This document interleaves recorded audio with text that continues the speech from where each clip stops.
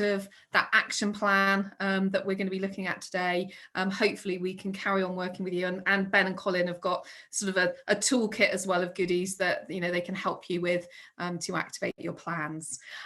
What I just wanted to check in with you before we get underway today is everybody okay at midday to do the minute silence?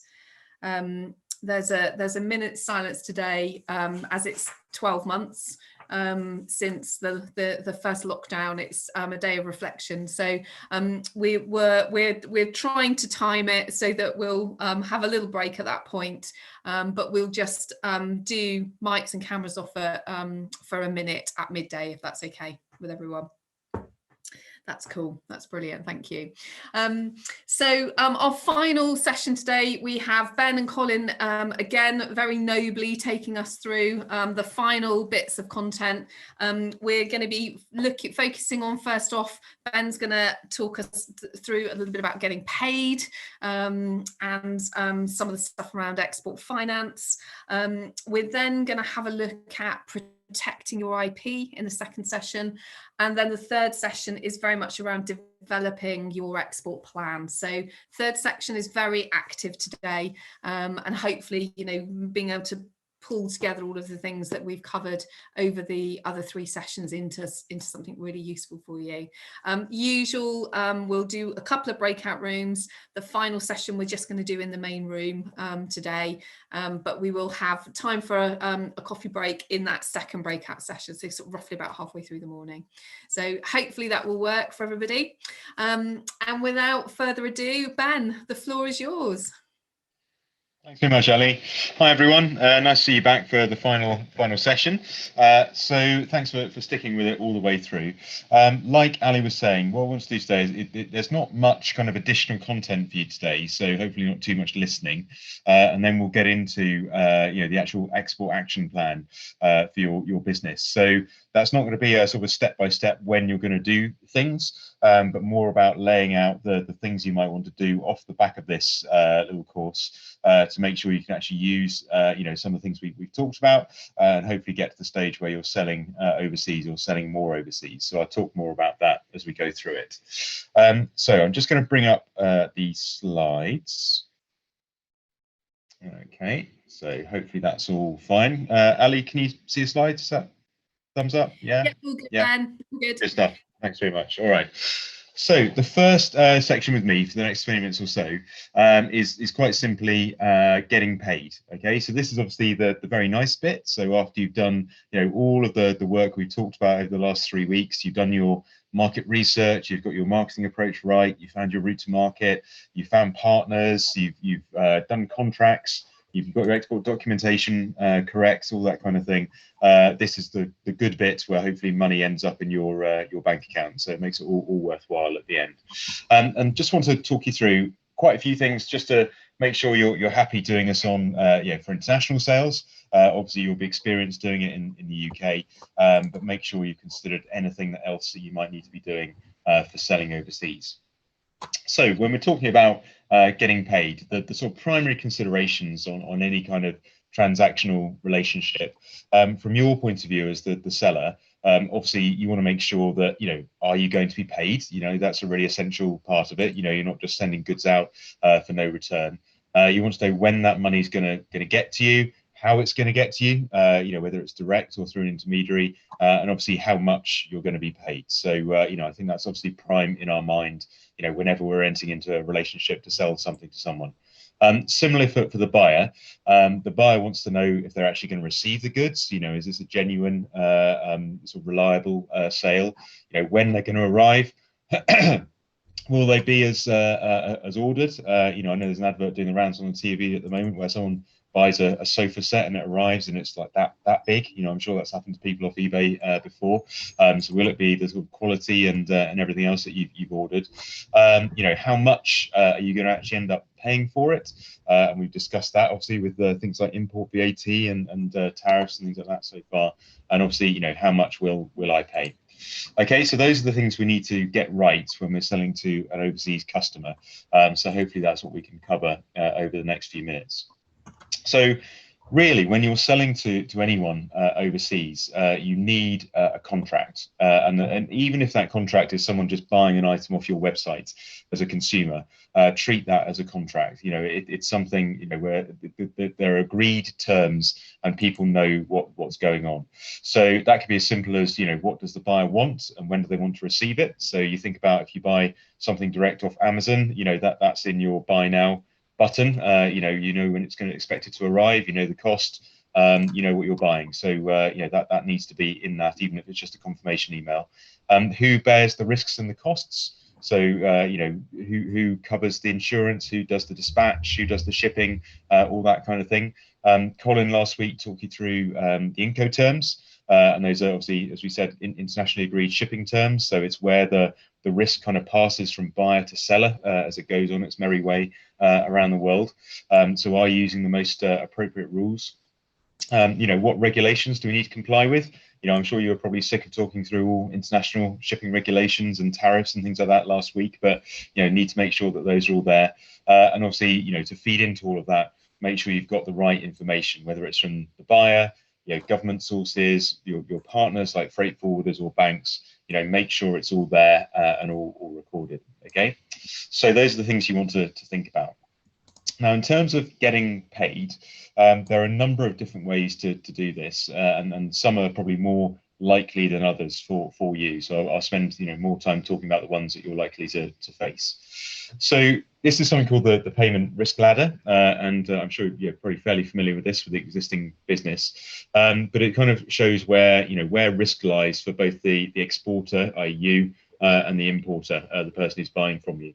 So the lowest risk one for you is advance payment. So that's what it says in the tin. They pay in advance, and then you ship the products. And then we kind of go through that you know, ladder climbing in terms of higher risk for you, going through letters of credit, documentary collections, things like bills of exchange, and then open accounts. So when you're essentially giving someone an account to buy things from you. And obviously, if you're an importer, you know, the inverse is true. Risk is a key consideration whenever anyone's entering into a relationship. So we need to think about how this works for you and your overseas customers. And of course, you know, like everything else we've talked about over the last 3 weeks or so, this might be different to you know, how you've you know, how you do things with customers in the UK. So it might just need to be thought about. So I'm going to go into these in a bit more detail. Advanced payment and open account are probably the ones which I think would be most likely for most of you. So we'll talk through those. Documentary letters of credit and documentary collections, those are where you're involving an intermediary, usually a bank. So I'll cover those, but it may not be relevant to you. So actually, I mean, if you can put in the chat, if anyone uses letters of credit or bills of exchange or anything like that, let me know, because you might be able to share your experiences. But otherwise, we'll just give you an overview of those. Okay. No one has, so I'm guessing they don't. So that's great. All right. So payment in advance. Okay, this is the one that we're probably you know, quite used to. You know, certainly from a personal buying perspective, it's exactly what it says on the tin.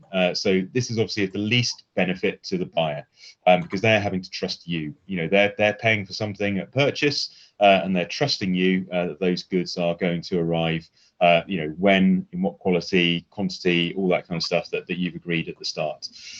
So if it's a business-to-business relationship, obviously the buyer pays on receipt of a pro forma invoice before the goods are dispatched. So, you know, it's great for you. You've got the money in your bank account, and then you can ship the goods. But as I say, it's really all about trust. The buyer has to trust you to supply the right goods on time to the agreed quality and specification. You know, sometimes, you know, exporting can be risky. You know, some exporters will refuse to send until the payment's received in advance. So that's you know, that situation. And you know, quite often this is used for a first order or for a limited time with a new customer. I mean, I've had situations where, you know, very large business-to-business contracts, where it's sort of early days for a new exporter. You know, I've got one currently where you know, someone's, you know, a small SME, but they've managed to get a contract with a very large French company, and normally that company would not pay things you know, in anything less than 180 days, you know, sometimes more on their standard payment terms. but they recognise this as a new venture for the SME. They need to cash flow the production of the goods that they're making, so they've agreed to pay a hefty proportion of the cost upfront. So it's not their normal payment terms, but because it's a new relationship and it's a new activity for this exporter, they're happy to pay a fair amount of money in advance and enter into that I suppose good faith trust with that supplier. So quite often for a first order or for a limited time in a new relationship, new customer, then people are happy to pay in advance. So I suspect this is probably quite likely for most of you. The flip side of that, and obviously the other end of that, risk ladder, is the open account. So this is obviously the inverse situation, and therefore it's the most beneficial to the buyer because it's least risk for them. So this is where the good faith is kind of on your part. You as the exporter will be sending the goods to the buyer, and obviously once you've shipped them, you send an invoice with your invoice terms, the date that the payment is going to be due, and then you hope, fingers crossed, you trust that person that the money is going to arrive in your account when you're expecting it. So in this situation, obviously you as the exporter have very little control. I mean, the kind of power you do have is to limit further deliveries, so you're not going to ship future items until they've already paid for the first ones, or indeed legal recourse, but of course that can be quite expensive, so you want to avoid that as much as possible. So really I think this probably works best where there's a long-standing trusted relationship between the two parties. You're confident shipping goods on account, you're confident they're going to be paying, it works for them, it works for you, and therefore you're both happy. So this, as I say, the element of trust is therefore on your part. So you might not want to do that if it's a completely new customer that you've got no background on, or you're unable to do your due diligence with.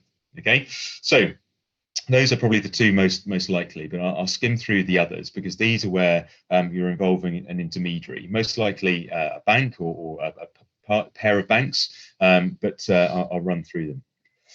So cash against documents. So again, this is obviously further up this risk ladder for you.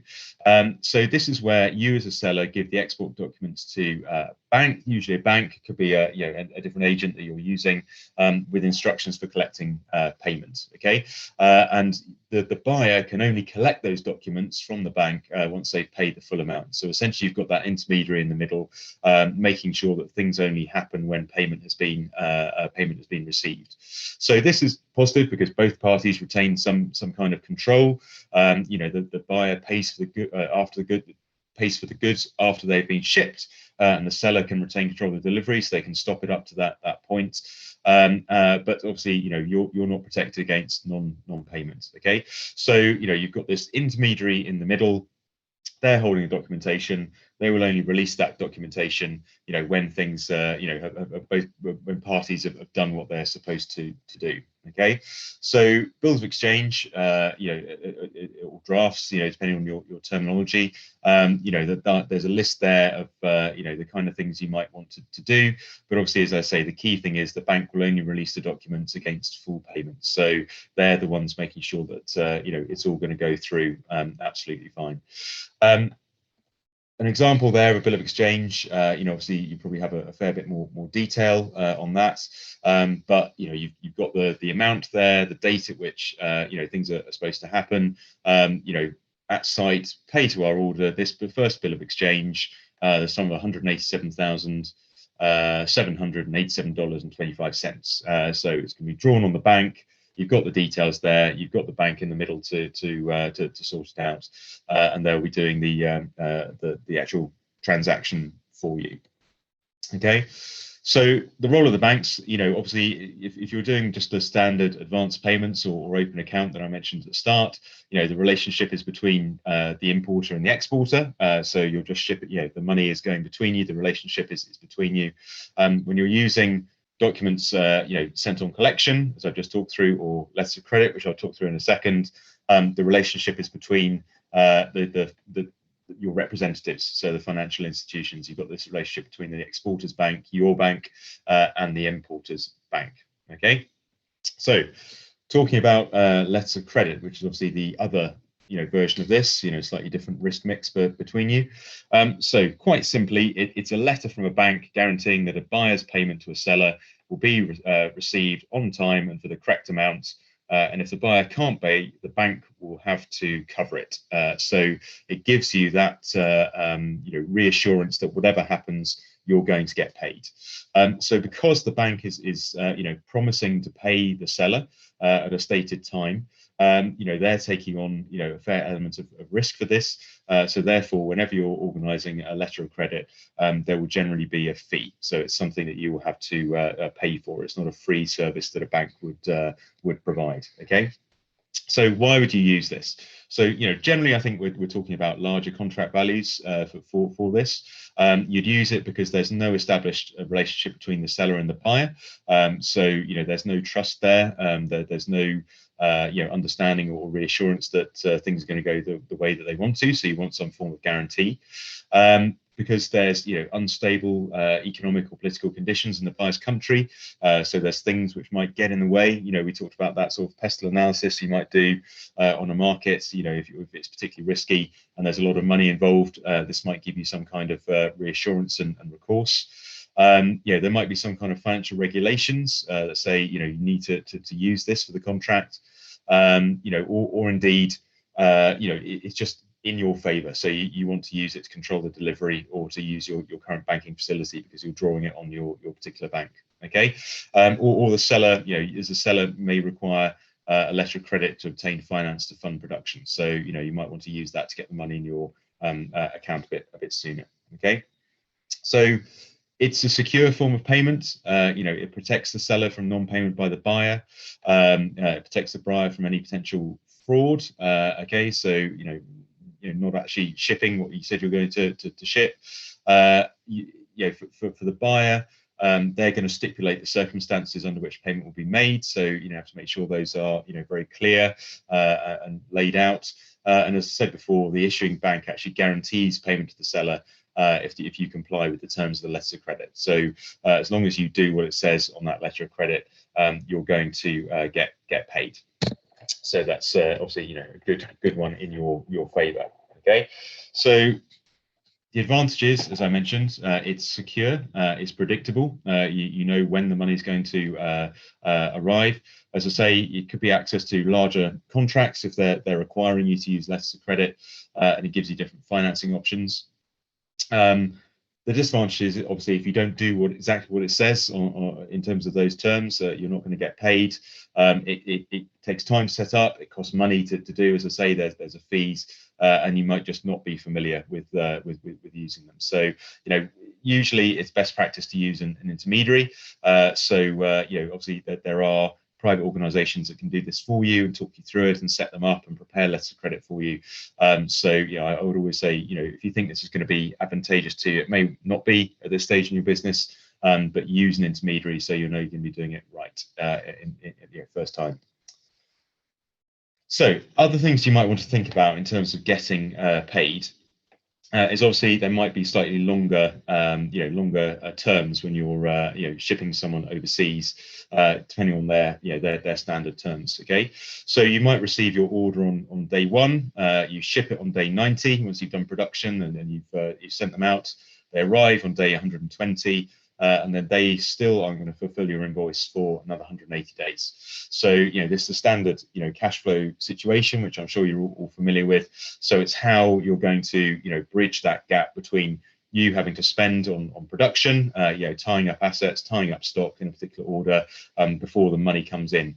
I always used to run into this with a lot of the fashion brands I used to work with, where, whenever the businesses were growing, I had one, very well-known client who was doubling in size every year, but they had to order their stock a year in advance from the manufacturers. So they were always in the situation where they were having to fund next year's production on this year's sales, which were obviously at half the level they were expecting for the next year. So it took them a long time to kind of catch up and have profit in the bank to help help fund that. So therefore, their relationship with their bank was absolutely key in terms of being able to finance the transactions and make sure the cash flow was there in the business to keep things solvent.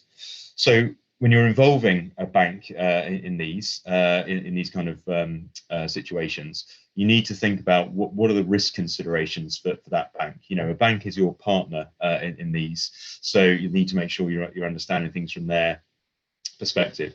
So, you know, a bank will look at, you know, who and where are suppliers. So this could be, you know, if it's your buyer's bank, they'll be looking at you in terms of, you know, are you new established? Have you got a track record? You know, what's your history, if you like, in terms of performance, quality issues, delivery times? Would they be happy, you know, funding your buyer to buy from you, essentially? You know, who's got control over the goods post shipment? So if they're lending money to you to cover a shipment, you know, is there, where does the control lie? What kind of reassurance have they got that it's all going to go through all right? Knowing any kind of processing, warehousing periods, how long are things going to be tied up in that? You know, from your point of view, who and where are the buyers? You know, have you got some kind of reassurance that they are, you know, credit worthy, that they're going to be paying you and that money will be paid back to the bank? Have you got confirmed orders? You're not just doing it, you know, speculatively. Have you got contracts in place that are enforceable? You know, have you got credit insurance? You know, any bad debt record as they would do normally, you know, whether you're selling overseas or otherwise. You know, and have you got any existing financing in place? Okay, so, you know, any other commitments that might have to be thought about. Excuse me. The other thing you might need to think about when you're selling overseas, and obviously, you know, this is in the getting paid bit, so how much you're going to get paid, is thinking about currency fluctuations. So, you know, obviously currency fluctuates all the time. You know, people make very good money and good business out of you know, tracking fluctuations in currency. And as I said before, if you're exporting, there can be a long period of time between you sending an invoice and then actually getting paid. So you're not sure, you know, what that might be worth, given the currency fluctuations that go along the way. So this was a snapshot, you know, back in September of last year, which is quite telling in terms of the pound versus the euro and the pound versus the dollar. You know, obviously those have fluctuated a lot more since September.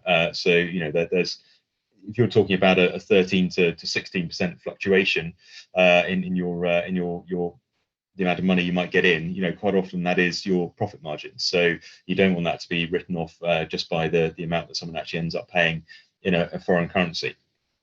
So things you can do to manage the exchange you know, risk and make sure that your you know, your profits aren't going to be taken up by these fluctuations in currency. You've got a number of different options. So where a lot of people start, not necessarily the best way to do it, but certainly the simplest, is to invoice in sterling. Okay, so that way, you know a pound is a pound. It was a pound is the same as it will be now, as it will be in 3 months. So you know exactly how much you're going to get paid. So I suppose that's advantageous for you in terms of simplicity. But I would certainly say for a lot of markets that's not always attractive to the buyer. Not just because of the fluctuations, but they might have some expectations in terms of how they're going to pay. So US customers, for instance, very much like to pay in dollars. They're not generally very comfortable paying in foreign currencies. So it may suppress your sales potential. People just might not be happy paying that and buying from you if they've got to do it in a foreign currency. The other option obviously is payment with order. So obviously that is disadvantageous to you, because the person's only going to pay the order. Currencies may fluctuate, and you may be doing yourself out of a better, more favorable position further down the line. Probably a more secure way of doing it is with a foreign exchange contract. So this is where you're entering into a contract, usually with a third party, that will give you a guaranteed exchange rate at a future point in time. Okay, so they will say to you, we guarantee that you will get an exchange rate of $1.30 for your pound at a date 3 months in advance. So they are taking on the risk for you that fluctuations are either going to be poor or better. So you know exactly how much money you're going to get. So obviously that's great. It gives you a fixed exchange rate when the payment is received. You know exactly what that's going to mean for you in pounds. But obviously the trade-off for this is that it does cost some money. So it doesn't have to be a lot. But if you look up foreign exchange companies that provide this service, generally they'll give you a good idea of how much that's going to cost you on a contract. So again, probably more worthwhile on larger contracts. And then the fourth option, which we talked about in a previous previous session, is basically, don't exchange the currency at all. So if you know that you're going to be receiving, say, a payment in euros, and at some point you're going to have costs in euros, then just don't lose money on that transaction. Just keep them as euros in a euro account and use that for your payments outward at a future date. Okay. So again, this is obviously, if selling into a particular market with a certain currency, it's going to be a substantial part of your business going forwards. But certainly think about having euro accounts, dollar accounts, whatever it might be, if you think that's going to be a substantial proportion of your business. As I think we mentioned this in the previous session, opening things like US accounts at the moment has become increasingly difficult. Certainly over the last year, some banks have just stopped providing that service currently. But it can be worthwhile if you're going to do it. I see Ian's got a euro account, so yeah, definitely worthwhile doing if it's going to be in your favour. So obviously, the things we've talked about in terms of the risk and working with intermediaries and banks who you're asking to provide you with credit or letter of credit or whatever it might be, that's something that we can help with. Okay, and part of the sort of DIT family, if you like, so sit alongside us in government, is something called UK Export Finance. And they're there to support with larger contracts generally. They tend to get involved with contracts that are in the hundreds of thousands of pounds, but they do have some flexibility sometimes.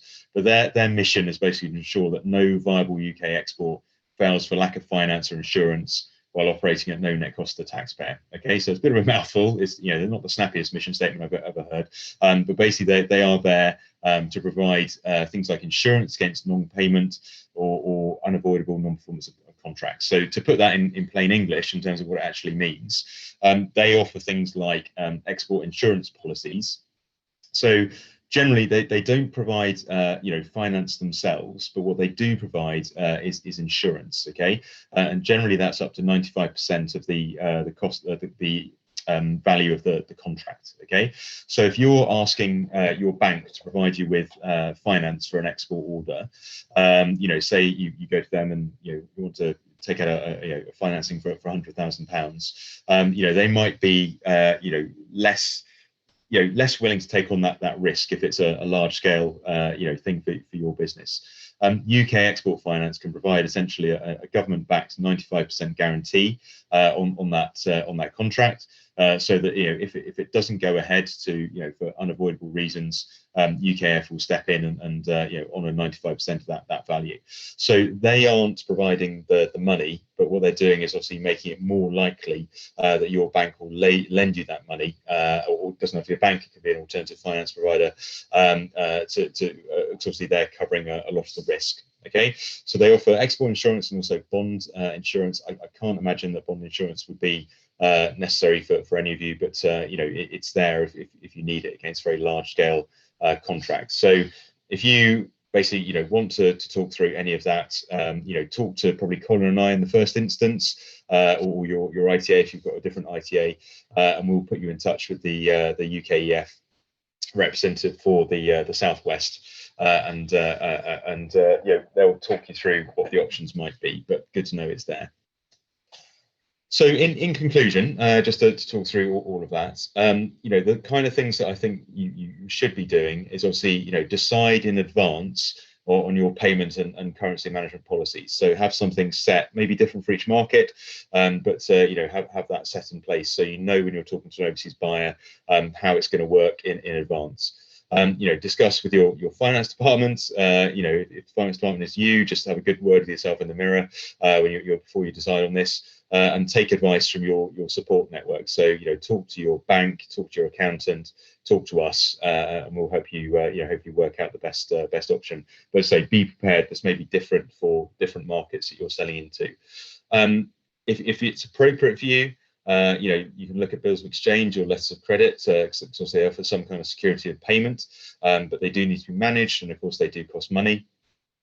You know, if you've got high value contracts where exchange rates fluctuations could have a really detrimental effect on your business, use things like foreign exchange contracts, which obviously gives you, you know, a guaranteed rate in the future, or an acceptable neutral currency that you're both happy, you know, buying and selling in.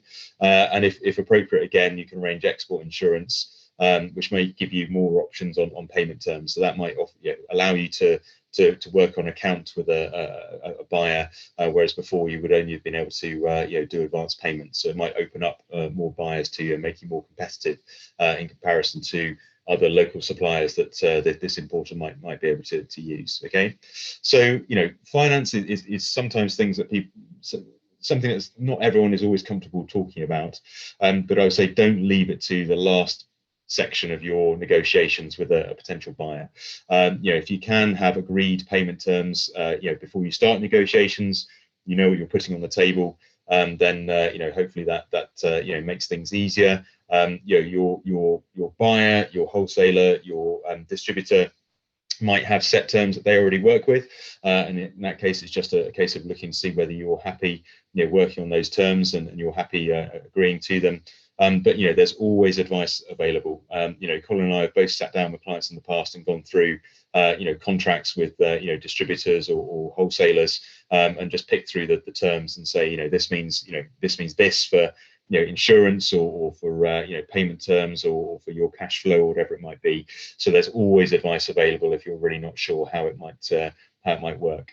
The only thing I haven't covered here is you know, restrictions for certain markets, you know, where there are sanctions in place. But you know, if you think you're going to be selling into a market where those you know, there are, so things like, you know, we've had situations in the past between you know, Iran, for instance, and when there were sanctions with the US, you know, no US owned banks would handle the payments. But yeah, I think that's, you know, probably unlikely for most of you. But if you think you have a specific situation with a certain market where there may be sanctions in place, then talk to us, and we'll see if we can, you know, find a way around it.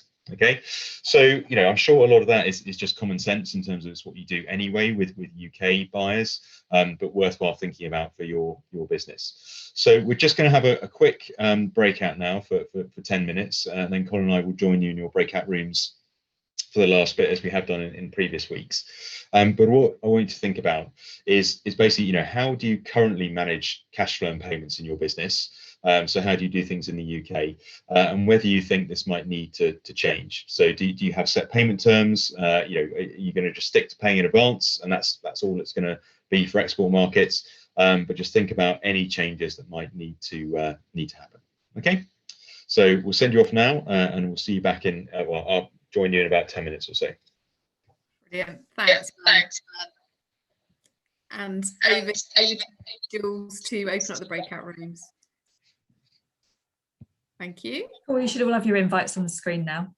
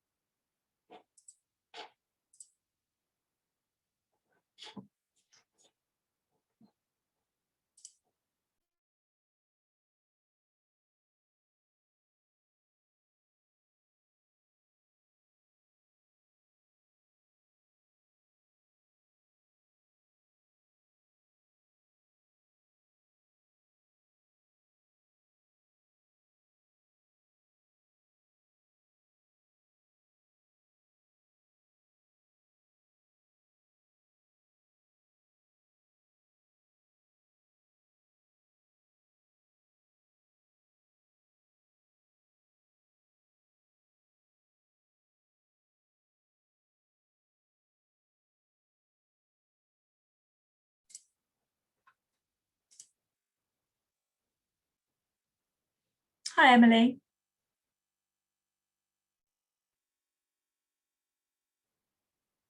I'm not sure if you're there, but I've sent you an invite to breakout room 3.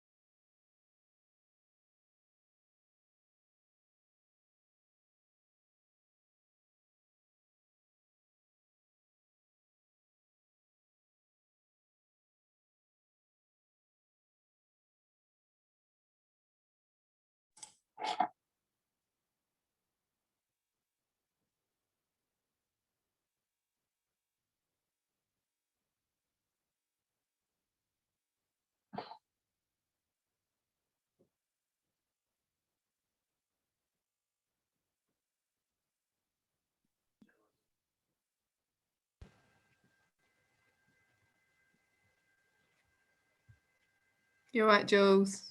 Yeah, good. Actually, I'll stop sharing. Welcome back, guys. Lovely. Looks like we've got everybody back. We're just coming back. So thank you for that last session, Ben. Really interesting. Lots of stuff to have a think about. Really interested to know, guys, how you got on in your rooms. Andy, have we got? Yes, we have got Andy back. Fairly straightforward in our room, Ali. Francesca's invoicing with 3 weeks terms in the UK, new client in Japan, payment terms before that time, and the US 3 weeks, but in sterling, so quite straightforward and not had any issues. Emily's products going straight to farmers, so all in sterling and all up front. Michelle's been using Etsy platform, so again, fairly straightforward and keeping everything simple and minimizing risk. One thing that did come up, which is a slight angle to this, was getting data out of Etsy. And I think that was similar for Francesca as well. I don't know if that's a thing across the board, but I said I'd approach the retail fixers and see if we can get some plug-in advice or the like. Okay. I don't know if anyone else has similar issues. Yeah, generally fairly straightforward from our group. Okay, that's good. Bear with me. I didn't want to cough over you. Well, that's good. So it sounds like you've got really good channels set up. But again, I guess it's looking to the future, isn't it? It's looking to the future. If you're going to expand into new countries or export more, it's looking at what the financial opportunities are for you going forward. Holly, how was your room? Yeah, quite similar, but three very different experiences. So Tim currently 30-day payment terms for all clients. New customers pay 50% upfront. Jeremy, he invoices. He's got quite an interesting experience. Everyone in Northern Europe, they all have credit accounts. Everyone in Southern Europe, they all pay upfront, and he's found that that's worked for him really well. And Ian, no credit terms at all, apart from Jules, who have a 10-day rolling credit term. He's found that every time that he's given credit, he's been burnt in the UK and abroad. So they just have a very strict no credit, and that's been working for them as well. Sounds like you guys have got this stuff sorted. Were there any extra questions for Ben or Colin in the sessions that might be worth sharing with the rest of the room? I was just going to say, what data were people after from Etsy? Because we're pretty good with Etsy. So what were people lacking? Oh, that's really helpful potentially. Basically, understanding international sales versus UK sales in order to understand the VAT. So I'm, hitting that VAT threshold. So I need to keep an eye on it. So it's hard to get to understand what the UK, because obviously no VAT over the international. And then once I hit that threshold, I'm registered, is pulling out the VAT info, I guess. Okay, there within the statistics of Etsy, you can go month by month or whatever period you want, and it does actually break down what proportion of foreign sales. It's pretty detailed. Really, I haven't seen that. I feel like I've been through the whole back end. And yeah, that's how we do it. And then we can export it as how you want, as a CSV file, or whatever file, and we can give ours straight to the accountant. But it's pretty comprehensive. Do you just export each order and then? No, we do it by month, and then so send it each off. month you export the month and then all the orders in that month, and then you divide it. according. It comes out, and we leave it to the accountant. But yeah, it breaks down what I like to see as a proportion of what percentage of sales are coming from where. Yeah. But it does break it down for you. So Yeah, along with all the fees and things. I've managed to get the spreadsheet of all the orders by month, but Yeah. then there's quite a lot of manual manipulation to pull Okay. that by country. So it'd be great if you had any more guidance on if there's a quicker way to do that. I'll have a look while I'm here. I'll have a look, see what I haven't done it for a while, but I'll have a look. Thank you If so you much. could just give us a screenshot. That sounds like there might be a hidden little tab that you found, Ian. I'll have a look, see what I can Yeah, find. no, that's that's brilliant. brilliant. But maybe it's just a case of the bookkeeper having to manually do it. I was just saying I've got my mum scraping data and doing all that at the moment because she's got nothing else to do and very happy that when COVID ends, then she might have other things to do. The answers are always in the room, so thank you. Thanks for that, Ian. And Ian, you were saying that you'd set up a Euro account with the bank and that had all gone really smoothly. Yeah, no trouble at all. With Santander, they set up a Euro account for us. It makes it easier because we were experiencing foreign exchange fluctuations. And what we thought the rate was different to what the bank was doing. And this is actually to do with the previous business. We lost thousands of pounds just in exchange rate fluctuations. It was I hadn't even factored it in because what I'd worked it out to be was different to what the bank was doing, depending on what day they were processing and doing it. Because with the Euro, it's all over the place. So it made it a lot easier just putting everything into the Euro account. And then it just made the whole process really seamless. And we were losing nothing. Okay. That's what we did. That's a tough lesson to learn, but it sounds like you've got it sorted. Francesca, you've got a question there. So Ian, is that because your customers across Europe were insisting on paying in euros, or you were just trying to be helpful, or what was the driver for that? At the time, all of our customers were in Europe, so it just made sense to do it in euros. They wanted to buy in euros. They wanted quoting euros, paying euros. So it just worked in that instance. Now, most of it's with the United States, but we're quoting in sterling now. How that goes, it might be a case we set up a dollar account with the bank, and I suppose it all depends. But that was what we used to do, and it just simplified the whole thing. It made accounting easier. We knew where we were. There was no fluctuations, so I stopped thinking in sterling in my head. I just thought in euros when I was buying anything, selling anything. That's all I thought was euros, and it just made the whole thing simpler. Everything I quoted was in euros. I became European, and but it's all changed now. Yeah, but it just having the control to a degree over that exchange rate. Sounds like the main benefit. We were exporting. I used to export to Malta and Cyprus, and we exported IT equipment. We were the principal supplier of IT equipment to Malta, and it was hundreds of thousands of pounds going, and very quickly tiny fluctuations. And if there's a delay it cost us a fortune. And I didn't even think about it until the accountants started. I started thinking, why are we not making money? And it was all I was losing it through the fluctuations of exchange rates. So, but yeah, that was the solution. Okay, brilliant. Thank you. That's fab. So Ben's going to invite you next time we do this to come and do the getting paid section, Ian. Thank you for that. Really helpful. Any takers for the IP section next?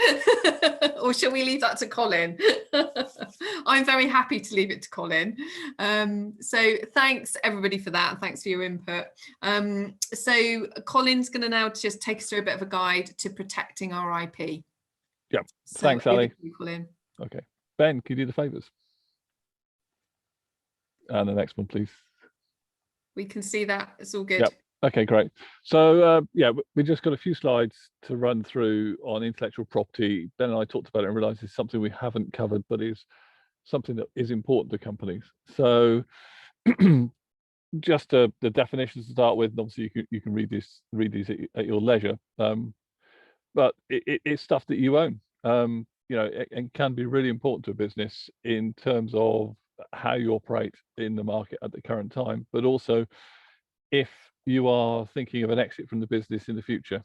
You know, it is an asset of the company if you have it, and therefore people who buy companies and looking to buy companies, you know, treat it as being a valuable asset. So it is important that you think about it and make a commercial decision about which parts of IP you are going to protect and which bits you're going to let run. Next, please, Ben. So you can own intellectual property if you have created it. You can buy it from somebody, and it obviously could be your brand. And also important to note that intellectual property can have more than one owner. So, you know, on patents, for instance, you can see, you know, a number of people can be listed on a patent. People and a business could own trademarks. You know, several businesses own the same trademark, etc., etc. So there's a whole different way in which you can own intellectual property. And if you own intellectual property rights, you can then make money from the intellectual property. So you can license the rights for other people to use them. So, you know, it's not just one person owns a little bit of sort of knowledge as such. You know, it can be shared amongst a lot of people, and you can monetize it. Next, please, Ben. Something we usually ask people is, you know, do you actually own it? I guess this is here for all of you. Do you actually own the IP to your website or your brand?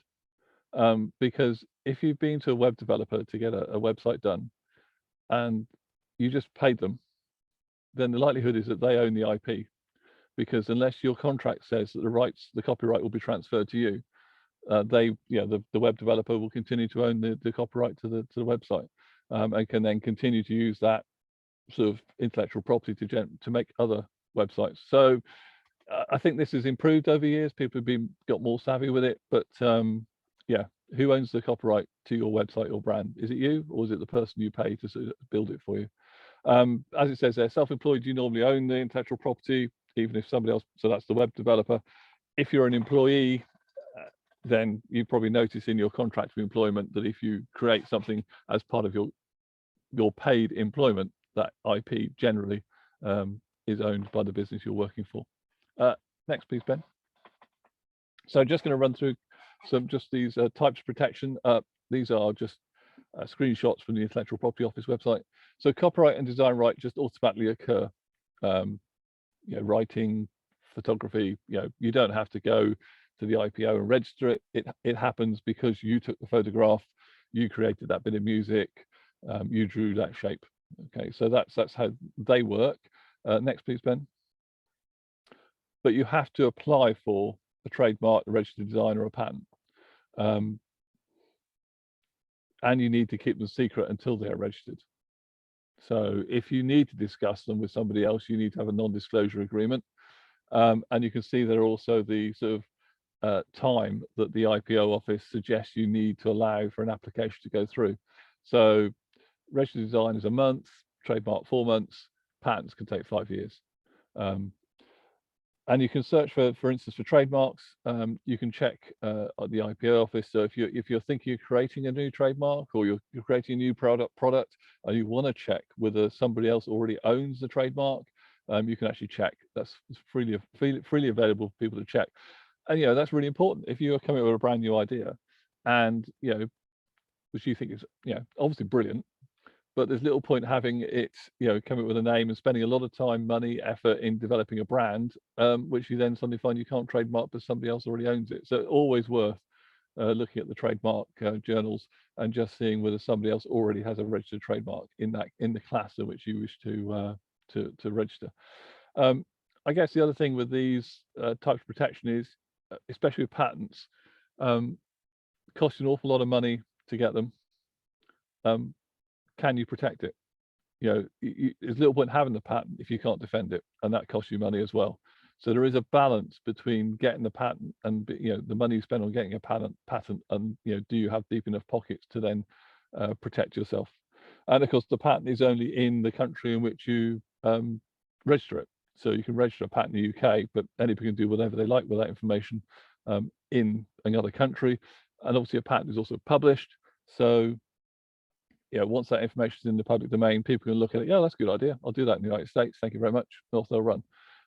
We used to, the company I used to work for, doing chemistry, we would read patents to get new ideas, because once they're there, they're published, and we can then use it to make our own things. So there is a balance with between publishing information and keeping it secret, a trade secret, and you just have to try and find that right balance. So there. Next, please, Ben. So when you think about intellectual property, think about all of it, because you might be able to get more than one protection for a single product. For you can register the name as a trademark. It might have a unique shape for a design, potentially a patent a new part, or copyright. So just don't stop at doing the trademark. What is the sort of the intellectual property portfolio that can go with that particular product or other thing that you're doing?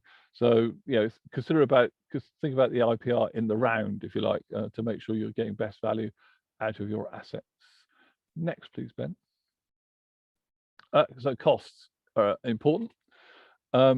These are again from the IPO office. So this is trademarks, and obviously there'll be different fees for designs and patents. It's not that expensive. Standard application, £170. Class is you can register a trademark for clothing, and that trademark is then for clothing. If that trademark could then be put on garden furniture, if you wanted for it to garden furniture, you have to register it in a second class. So they have broken down and broken up different items into different classes as to where you might be selling goods.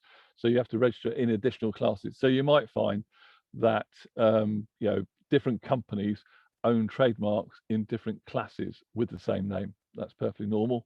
There is a right start application which costs you a bit more, but it does allow there's a service which lets you check the application for you. So these are the fees that you would pay, and there is nothing to stop individuals registering trademarks themselves. So you can go to the intellectual property office, you can register your own trademark, and I suppose in reality, if it's relatively straightforward, you can do it yourself. Or you can employ a lawyer or a patent attorney to do it for you. Obviously, they will have their own professional fees as well as the sort of fixed fees that are charged by the government. I think there's a commercial balance of, if you're looking to register in lots of classes, then perhaps it's worth talking to a patent lawyer. If it might be contentious because you're perhaps getting close to somebody else's sort of trademark, is worth discussing.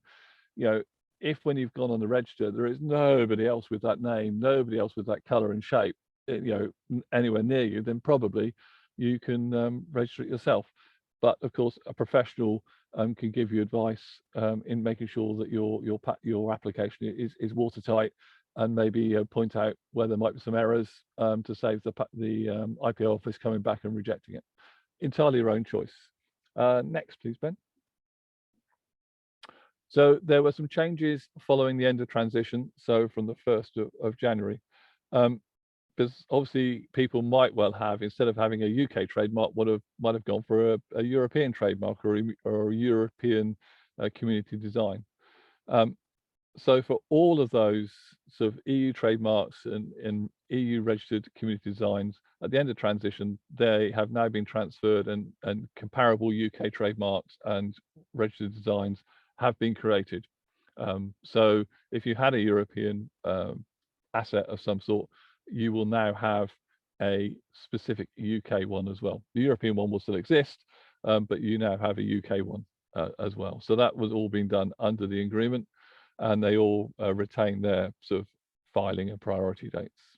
But the UK rights are also now sort of independent. So again, they can be challenged, renewed, etc., separately from the EU trademark.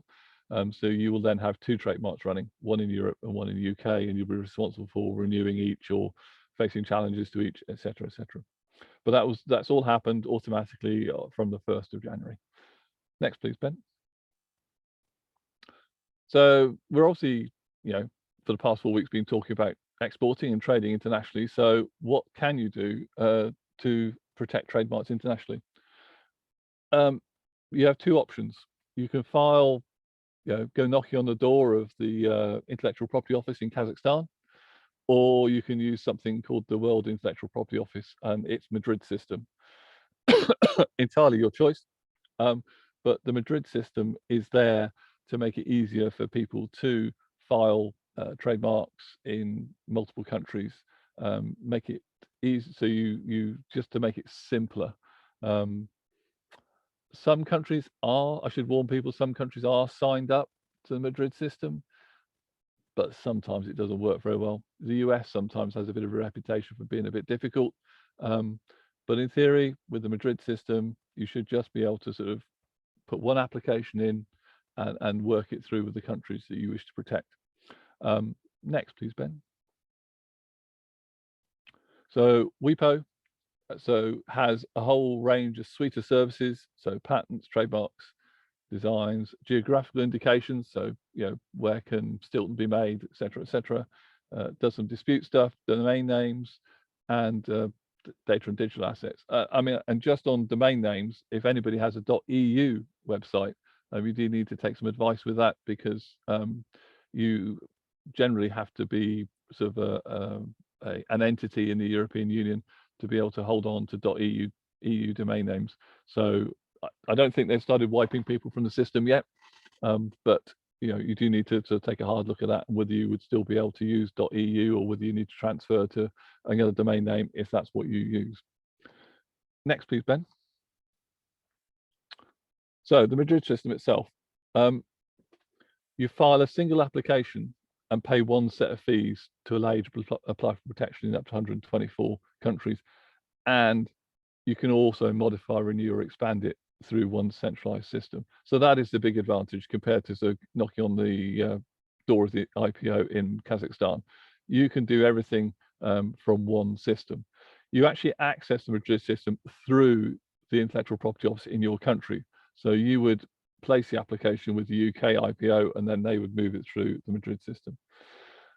Cost, so there's a basic fee, as you can see there, 650 Swiss francs, or 900 if you're doing a bit of color, and then some additional costs depending on where you want to protect and how many classes of goods. But the Madrid system is there to try and make the protection of intellectual property simple for businesses, and make it easier for you to manage that portfolio. So if you've already got a UK, you would need a UK trademark already to be able to then access Madrid.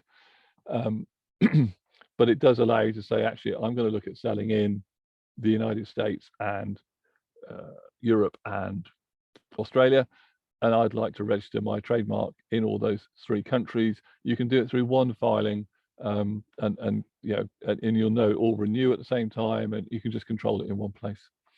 Next, please, Ben. So an example of costs, take from 2018. So you've got a basic fee, you've got the fee for India and the fee for European Union. And that gives you sort of an understanding of what the total cost would be. Different countries, there are no set fees. So you will find that different countries will charge different amounts, as you can see there. And then once you've got the trademark registration, you can then expand the scope just by paying new fees to sort of then, if you're already in this example, India and European Union, you'd pay an additional fee later if you wanted to expand that to Australia. Okay, so that just gives you a bit of a feel for what you might be charged if you are looking to file for trademarks in other countries. Next, please, Ben. And that's IP done really quickly. So there we go. Ben. Thanks, Colin. Yeah, so I mean, I would say, from my experience of working with companies, don't ignore IP till later. I mean, I know it's an upfront cost, particularly if you're looking at a new market, but protecting that IP is really key. Even if it is just your trademark, and making sure if your name is really important to you, you've got that secured in markets you're looking to sell into. I mean, obviously, I think Colin, you probably hopefully agree. It's it just gives you a level of protection. It doesn't stop people using that trademark or doing things nefariously, but it gives you some kind of recourse in terms of sending cease and desist letters, all of that kind of thing. I think probably both worked with companies which in early days have perhaps fallen foul of their a distributor signing up to own the trademark in a certain market or something because you've not protected it yourself. So yeah, definite best practice to to spend a bit of money in those markets that you think are going to be really key and important for your business. I mean, you mentioned Kazakhstan. Why you might not bother signing up for your trademark in Kazakhstan because you're never really going to focus there, but some of the big markets, it's definitely worth looking at. I mean, I was just saying the other bit is to think about where you get your goods from sometimes, because if you are having, China unfortunately has a reputation for this, but if you're having your goods manufactured in China but don't own the trademark in China, there have been instances where the goods are stopped at the Chinese border because somebody else has registered the trademark in China and say you can't have those goods, they're my that's my trademark, and then Chinese customs will stop the goods at the border and you'll never see them. You'll have to pay your supplier, but you'll never get the goods.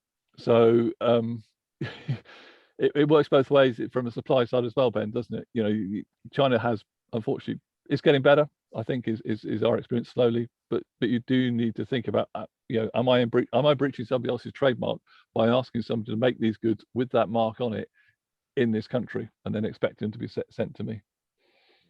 And it's worth the checker tool that Colin put up there.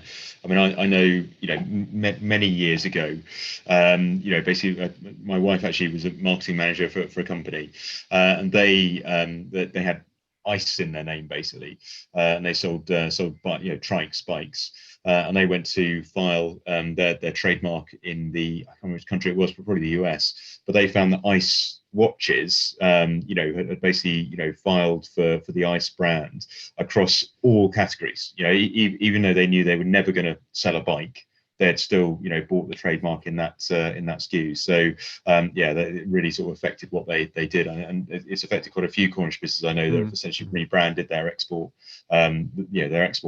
brand, if you like, so they sell us something else overseas. But I mean, it works in the UK as well. So a Cornish brand, so say Celtic sheepskin, has problems because the Celtic Football Club has trademarked everything in clothing, and so and they're there first, so it becomes difficult to call yourself Celtic something when the football club is covering all those bases off. So in that case, the only suggestion is you then start having a conversation with the brand owner and saying, are you really going to be selling Ugg boots? And are you really going to be selling Ugg boots that are branded with the emblem of a Celtic Football Club? Maybe not. Okay, do you mind if we have your permission to sell those and you can come to arrangement with brand owners. Doesn't necessarily cost any money, but it is worth having that conversation before you get the cease and desist stuff as well. So. And it is first to file. It's the fact that you've been using a brand for 10 years is no defense, unfortunately. So yeah. Sorry, Ian. So I've got a couple of kind of examples of that. One, personally, for our business, about a year ago, when we were at a show, we thought we created a lovely scent station with our candles at a wholesale show, and I just tagged #scent station. Within about an hour, we had a letter from a legal firm in New York, cease and desist, and having to remove the post, and because this American company owned the rights to that scent station. We were just innocently doing it, but it was amazing how fast they reacted. And a second one was a few years ago about giving away a company giving away their IP inadvertently. And it was a local artist. He did some beautiful watercolor paintings, and then he wanted to digitize them so he'd sell prints and sell cards and things. So he went and did that, and he sold the originals off. And then what he'd inadvertently done was that he'd given away the IP to the company that did the prints, so that he no longer owned the rights to those images. He'd sold the originals, and they then owned the rights to all of his artwork. He had accidentally done it, and they've made an utter killing off the back of it. So it was all done in good faith. He didn't realise. So that's why, be very, very, very careful. So I mean, the I don't know if website, that's yeah, it's useful. I mean, the website thing, it's just a sort of pointer really, but people often, especially in a startup, they go and say, oh, will you make me a website? Yeah, sure, here you go. And you pay the guy £1,000, whatever it might be. And if you don't have the rights transferred to you, they continue to own the copyright to that website. You don't. And of course, then they can do whatever they like. You've obviously paid to use that as a service as such, but they can then sort of, what works really well for you, you think this is the best website ever, in terms of how people get around it. If you don't own the rights to it, they can just use it again and again and again for other people, maybe your competitors. So, yeah. Okay, so that's essentially sort of brings us to the end of the delivery over the last sort of four sessions. So we thought, rather than sending you off to breakout rooms for 10 minutes or so, what we wanted to do is give you the next sort of 10 minutes to basically just ask, is there anything really outstanding that we haven't covered, or you're unsure about, or anything like that over the last 4 sessions, before we then sort of move on and start talking about your actual export action plan. So how you're going to move forward from here.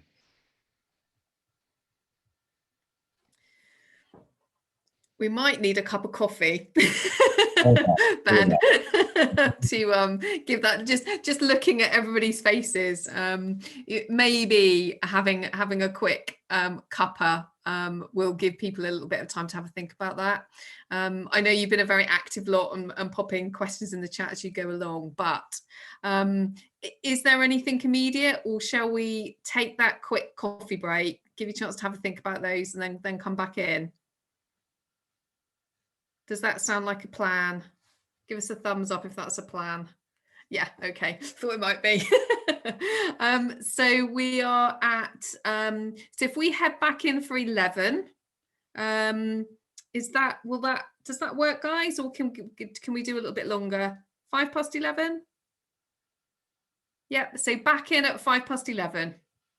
Okay, we'll see you shortly.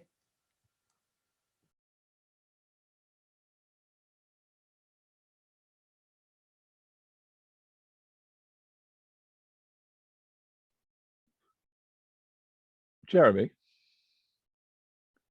I've realised I didn't answer your query, but your query regarding making sure that the goods you send always got duty across through duty paid to your customers weren't. You were using sort of Royal Mail / Parcel Force, so declaring on the CN 2223, yeah? It's quite complicated actually, because going back a number of years, what we used to do, we used a company called Freightbase, who had an office up in Glasgow, and we used to ship a bulk consignment, which was quite a big consignment, up to Freightbase, ship it over to the USA. Freightbase would then actually break it down into all the individual parcels for all the recipients in the US and send it out with the local post. Okay. And in order to work that at the time, we used to pay the duty ourselves going into the US. Freightbase would bill us for the local cost of the freight in the USA, go to each of the customers. And that was the way we worked it. But then we stopped dealing with Freightbase, and we were sending parcels straight to the USA and Canada. But of course, then they were paying the duty themselves, if there was any. And all we had to pay was the cost of the freight over there. Mm-hmm, mm-hmm. So our exchange rate we used on our price lists basically had to absorb the cost of the freight, not knowing what it was going to be. Right. And so we were talking, I think before, was stuff going into Europe. So how are you sending stuff into Europe at the moment then? Stuff going into Europe is going with a freight company, several. Okay. So we traditionally use Parcel Force for Europe, but we've lately been getting prices from DHL, DPD,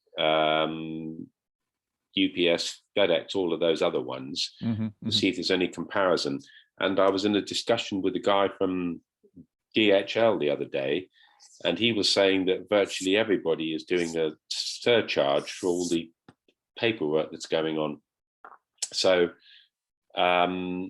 it's costing us more to send parcels into the EU, but at least I know what the costs are for every particular weight now, because I've got a chart from them of costs. And so I was looking at on the parcel force one where you would use a CN22 or a 23. The only way I can see of doing origin on that is you put UK on it, next to the commodity code. That's the only place you can declare origin.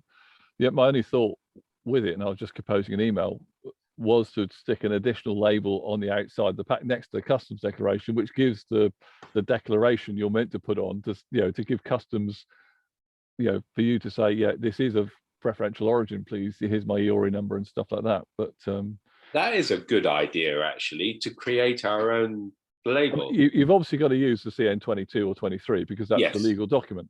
Yeah. But I was thinking, if you put a small label next to it, just with the formal declaration claiming preference, maybe, but I think your worry was that, you should all get through, but you never know. One or two get stuck, picked up by, and suddenly your customer gets asked to pay the duty as well as the VAT, don't they? Rather than just the VAT. Yeah. So that would be an idea. Would just be, I'll send by Bex the declaration that you're meant to write on the commercial invoice and on the and that just put a label of that nature on it, just saying you're claiming preference. Okay. And that would be easy enough to do, because all we need to do is to generate some labels, a simple file, and print a whole load of labels out to go on. Yeah, I assume DHL, DPD, and all the rest of them will do it differently, of course, because they can act as the importer of record and stuff like that. So they would probably do it differently. But for the stuff that goes through Royal Mail, Parcel Force, that was, in all honesty, my only idea as to how you could reinforce the fact that this is duty free, please. Yeah. Well, I don't think it'll hurt to put it on every single parcel that goes out, because if DPD are going to deal with it, or DHL, then it's fine. It's just an extra belt and braces, really, isn't it? Yeah. Well, I'll send that through via Bex, and you can have it. All right. Okay. Right. I'm going to get a coffee now. Okay. Thank you.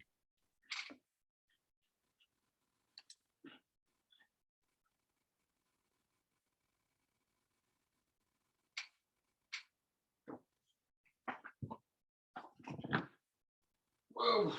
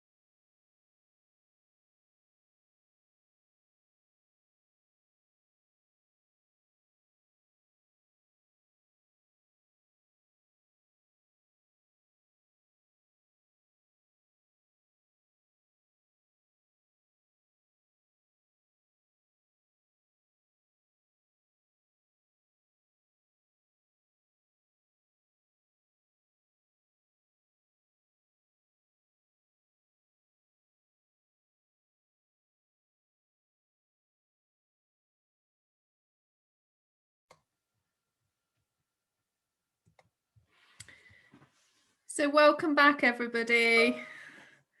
Hopefully that was time for a comfort break and a brew. And some time to have a think if there are any outstanding questions for Colin or Ben. So I think as we're a relatively small room, feel free to pop your microphone on and ask if you don't want to type it in the chat. I can see Jeremy and Colin were having a good conversation during the coffee break, but please feel free to ask away.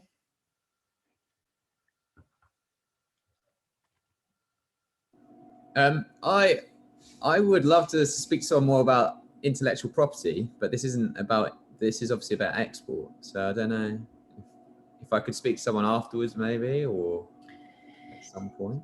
Yeah. Are you able to elaborate a little bit, Tim? When we have, don't worry if you're not, but well, no, I don't mind. I mean, we are one of the people that have worked with designers over the years and not considered whose the intellectual property was. I've always presumed if you paid for a service, then it ended up being yours. But it sounds very much to the contrary. So we've got quite a lot invested in it, obviously. I believe we've trademarked our logo over the years, but there's an awful lot more to it than that. yeah. So it is, yeah. I mean, I know him well, and he's a nice guy and all the rest of it. But at the end of the day, you know, anything can happen, can't it? One thing, Tim, might be worthwhile just checking the contract. If you have a contract with them. We don't have a contract. It was all just. Okay. So I mean, to give you an example, so one of my best friends actually, she's an illustrator, and so she does a lot of illustration for brands. But in her contract, it states that essentially these illustrations to be used for a certain purpose. So if she does illustrations for a book or a brochure or a website or whatever it might be, she charges a certain amount for that. But then if they wanted to then go off and say do a range of mugs with her sort of designs on, then that's a separate use of that IP. So there'd be an additional charge for that. She's sometimes companies ask to buy the rights along with it. So essentially, when she's doing something specifically for them, it is, it's wholly owned by them, whatever she does. But the rate card for that is generally, quite substantially higher per image than it is for the just the use of it for that purpose. Yeah. So yeah, I would go back and I'll say if you don't have a contract, it might be worthwhile just putting one in place. Just say, it's not a matter of I don't trust you. I just want to make sure that we're laying out exactly what this arrangement is. Maybe at that point you can say it's for this use or that use or exclusive use or whatever it might be. It's just so you've got an idea of what you actually own. Because I mean, like Colin said, if you ever came to say sell the business in the future, someone buying it would want to know what it is they're buying. Because they would want to own all the image and brand and everything, as well as obviously the trademark. So it's part of your inherent value in terms of what you're building. Yeah. I mean, to our designer realistically, and just being upfront really. So I mean, we are looking to work with a few different agencies, especially on our creating some brand assets and marketing, a bit of help with that. So they will need access to said design work in order to do this. I'm suddenly panicking now that our designer might not be up for letting them use it, but I'll have to just talk to him. It's all in the relationship, I think, Tim. You've got a good reason to open the conversation up if you're looking to expand your export. That's probably a good reason to start that conversation. But I mean, Colin, Ben, any advice on how you kind of retrospectively, what's the state of play if you've kind of been trading on the basis of no agreement today? I was desperate that there used to be a little form we had that allowed you to sort of assign the copyright across somewhere, Ben. I seem to remember based on this website thing. I'm just trying to go through gigabytes of data trying to find it. I don't know. I might be able to, might not be able to. I think it's just having a general conversation with the guy, just saying, I see nothing wrong with saying I've been on a course. Apparently, I need to just, set my business up properly. I've been advised that I need to, I should be. Now he might say, yeah, that's happy, 100 quid. It's my intellectual property. Which I'm going to sell. It's going to be reasonable. I found a link. I'll put something in the chat. There's just Stephen Scown have a little piece on copyright on their website, a blog. I'll put it in the link in the chat just so people can see it. I mean, obviously lots of other law firms have those sort of blogs as well, but this was last updated December 31st, 2020, so it's relatively up to date. I think it is just generally having a conversation with them to say, I want to do more with it. I want to take it and give it to this person and this person. Therefore, I need to be the legal owner of it to be able to do so. Yeah. And it is, one hope hopes so. that, Get it written down. It's even if it's a friend. Have an agreement in place so you've got that recorded. Yeah, definitely. We've never really worked outside of each other. Whereas as we're both, he's going in other directions, as are we, and I can see us both working in other areas with other people soon. So I think, now's probably the time. I mean, have you, vice versa? Have you done stuff for him that actually, if he thinks about it, he'll go, oh, well, actually, I need to make sure I own that in that case. So it could be just mutually. You just sort it out between the two of you. Yeah, true. Okay, no, that's fine. If you suggest, I'll just have the conversation. I thought if you'd say go and quickly copyright everything before you start. Very happy to continue the conversation afterwards, Tim, if you need some more help and support. No worries. So, I mean, has that for anybody else in the room, that session on IP, any other thoughts from anybody else? Any worries or concerns around that, or experience of registering a trademark? Or we registered in Europe before Brexit, before the deadline, so we've paid for one trademark but now have the two.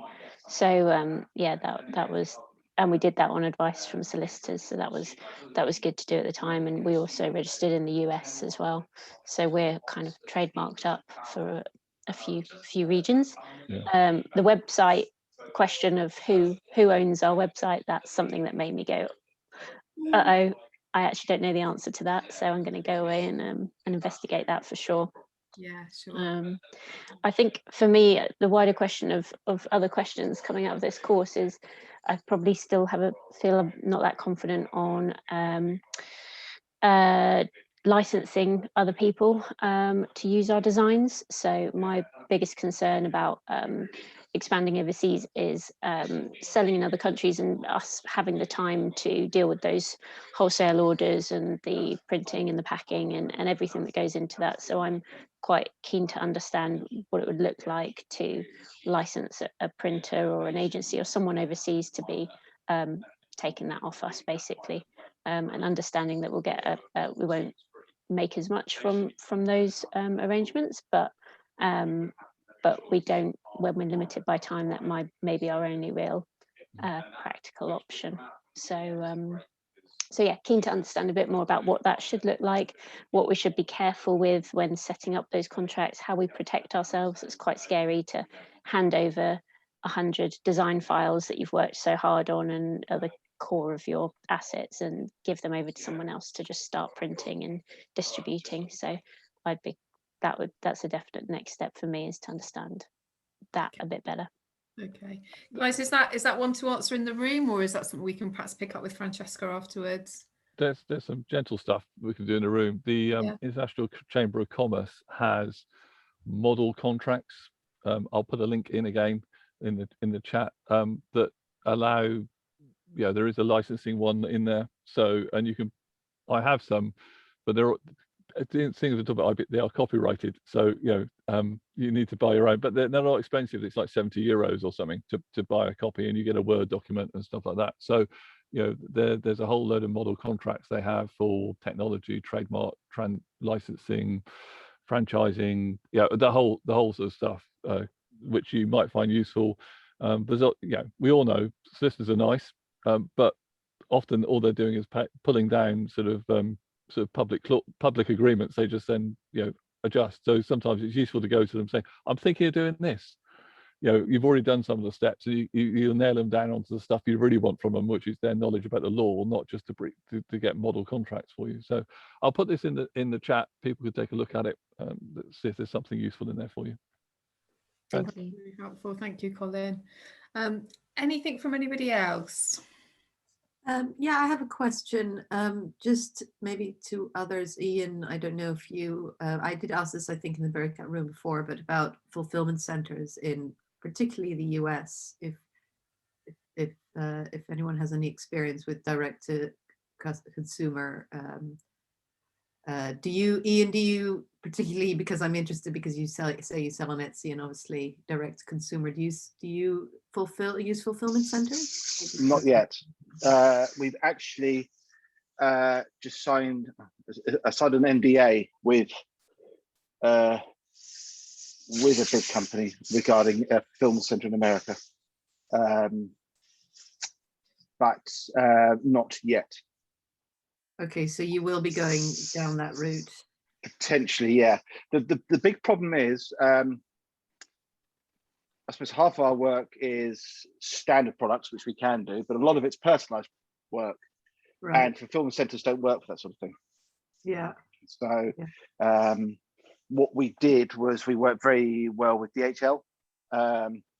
So we can get products from here in Falmouth to anywhere in the United States within 2 days. And what's the value of one product? Average? £22, something like that. And then we do charge for shipping. We do charge for shipping. For US, we charge shipping, but we get charged up to a kilogram. It's about £12. Okay, that's two-day service to the US, which is pretty good, I think. Based on thresholds though, so we've guaranteed, I think, 500 units a month to guarantee that to the US. Okay, that's but really... we're in talks to be one of the first. Yeah, I don't know. I don't want to breach this NDA, but we're potentially.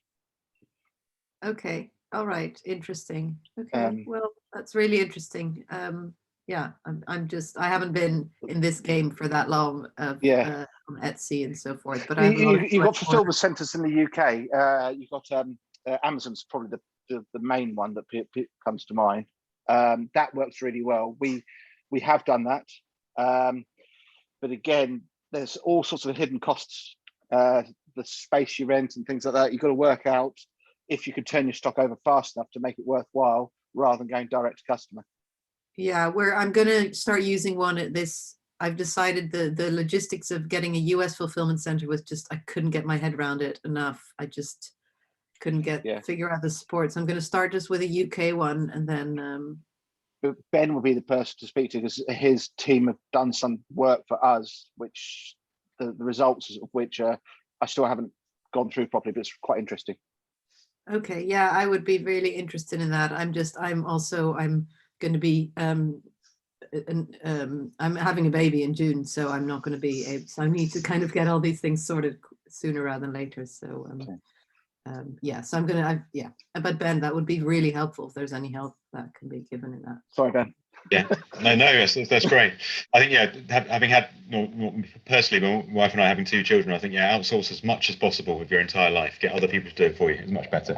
Well, so I'm thinking a year and then maybe take it back, but but we'll see. Yeah. So I mean, I was going to talk to this at the end, but it's probably quite good to talk about, jumping off points after today. So obviously, this whole 4-week section has been DIT in partnership with Future Focus, and I think you've got support options from both organisations going forwards, but they may diverge a little bit from here on. So from terms of support from us, one option for all of you will be our European funded program for Cornish businesses, which you can take on from here, which is called the Cornwall and Islay Trade Forum. And basically what that means is you can get a lot of time support, if you like, from either Colin, myself, or another colleague we've got in Cornwall called Peter Norris. And we can help to work with you on all aspects of exporting going forwards. But it also gives you access to a couple of quite good services as well, all fully funded and free. So one is market research. So basically, we can do a really in-depth market research report for your business on one overseas market. So what you're talking about there is probably about 25-30 hours of desk market research time from our dedicated market research team. So it's all they do. They're very good at it, to really come up with the answers to questions that you need. You need answering. So that could be, if it was the US, it could be details about potential partners, whether it's fulfillment, or whether it's selling partners, wholesalers. It could be market information about particular consumers or areas of the US, depending on where you're focusing. So it can really be as detailed as you like. And if you don't have a sort of a target market in mind at the moment, like you're not sure where to put that resource, we can kind of precurse that, if you like, with a market selection exercise. So that's where we really look at what makes a good market for your business, and then look at a much wider global scope and find out where those market conditions are. So it might not be the biggest market in the world, but it might be the ones with the least competition or the lowest barriers to entry. So we'll give you a good idea of where your priority markets should be. And then also on top of that, I think I mentioned in the previous session, we've got digital marketing specialists, so their job is to know really in depth, far more than Colin and I will, everything from internationalizing your website, localizing it for foreign markets, in terms of content, hosting, etc. They've got really good knowledge of all the different e-marketplaces, how those work. They've got relationships with quite a few of those overseas. They can really help to just talk you through the digital selling aspect of it. We've also got a few different market specialists that sit as part of that program. So they cover US, India, China, Japan now, and Latin America. So if any of those are specific markets for you, again, we can give you a bit of in-depth time with them as well, just to pick their brains on those particular markets. So there's quite a lot on offer, which again can just help to move you forward and sort of fill in those gaps and give you the specific knowledge you need to keep moving on. And then from DIT in general, I think hopefully you've all had a chance to have a look at the great.gov website. So you've seen things like the market reports, the links to digital marketplaces, lots of resources on there. And also we've got obviously our international teams over in different overseas posts. And we can tap into them if they're focused on your particular sector. We can tap into their knowledge and see what they're doing as well. And then there's all the other stuff I've mentioned, like trade show support and everything. So there's lots we can do, but all of that will sort of be channeled through either myself, Colin, or Peter, who will work with you going forward. So I think once this session's finished today, hopefully with Unlock Potential, we can share contact details and start to put you through, so we can just keep the conversation going and make sure we fill all the gaps in terms of what you want to do. That's brilliant. Yeah, thank you. We can certainly do that then, with everybody's permission. So any other questions that we can answer in the room before we move on to the final section today? Colin. Just to say, I have found the assignment, a copyright document. Now, I'll share it with Bex to share with people. We're being recorded, so I'm going to say this. This comes with a health warning in that A, I've had this since 2011. Nothing should have changed, but that's when we received it. And B, we are not lawyers, so read it through. Hopefully, it gives you an idea of what to ask. When you talk to your friend Tim, this might be all you really need to move it forward. Okay, but I'll share it via Bex, and then people can use it. But yeah, as we're recorded, I'm not a lawyer. I'm not a lawyer. Thank you, Colin. We hear that. We hear you. So anything else, guys? Any other burning questions? No? Cool. So Ben, over to you for the final section today. Great stuff. Okay, thanks. So amazing. We're into the final hour of the four sessions. So and the good news is you don't have to listen to my voice for that entire hour, but it does mean you have to do some work on your businesses going forward. So really, this next hour is about personalizing for your business everything we've talked about over the last 4 weeks. So hopefully there'll be a bit of writing for you to do, just to get some ideas down. And hopefully everyone's got this export action plan document either printed out or on the screen that we sent through last week. So if you've done some of this already, great. But if you need to discuss any sections as we go through, hopefully that will be fine. So let me just share my screen again. Okay. So where we start with all of this, and hopefully this is a bit clearer in your mind now than it was 4 weeks ago, is having a very clear aim for your business before you start. Okay, so you can't, it's standard project management. You can't fulfill a project successfully if you don't have a very clear picture of what you're aiming at. Okay, so try and make it as smart as possible for your business. So hopefully you're all happy with the SMART acronym, making it specific, measurable, achievable, realistic, and have a time scale against it. So I think we all know if we say I'm going to do this at some point, it doesn't get done because we're all busy, we've all got other priorities in our businesses. So make sure that you've got a time scale against it, and you can achieve it. And the reason why I think this is important is a concept I came up with a couple of years ago called the river. Okay, so normally we would hope that export would be a lovely straight road like this. I'm here, I can see my destination. It's just about putting your foot down and getting there as fast as possible. But it's very rarely a straight road to get to where you want to go. More often it's like a river. It's got twists and turns as you go along. There's some blind bends there. You're not quite sure what's going to happen. Okay, but as long as you've got a very clear starting point, you know where you are now, and you've got your export goal, you know what's going to happen. Whatever comes up along the way, you can react and keep going. So on here we've got things like market research project. You might do some in-depth market research and find that all your assumptions weren't quite correct, and it sends you off in a slightly different direction. You might have different requirements for your product around labeling. Your suppliers might need to be talked about. Contracts might send you off in a different direction. I got in trouble originally when I put Brexit in the dried up riverbed down the bottom, but things can change courses can change as you go along. But despite all of that, you'll have a really clear goal. You should be able to get there and make it to your end destination. Okay, so we often talk about projects where trying to think of a project as a whole, it can be a little bit daunting. So going from where you are now to suddenly having a really expansive export market in the US, say, might feel like a huge jump. So there's things you can do. I won't dwell on these, but it really pays to break things down into manageable chunks. So hopefully all the different topics that we've talked about over the last 4 weeks essentially are manageable chunks. Exporting can seem a bit daunting, but just doing your market research first seems a lot more achievable. And one sort of useful thing that I find is something called a work breakdown structure. So nothing groundbreaking. I feel like I've been talking about work breakdown structures since I was wearing short trousers, but that it does help to just visualize what you have to do. So rather than like a whole overarching project, you might split that down into design, development, testing, and installation. So we came up with a sort of a draft one of these a good few years ago.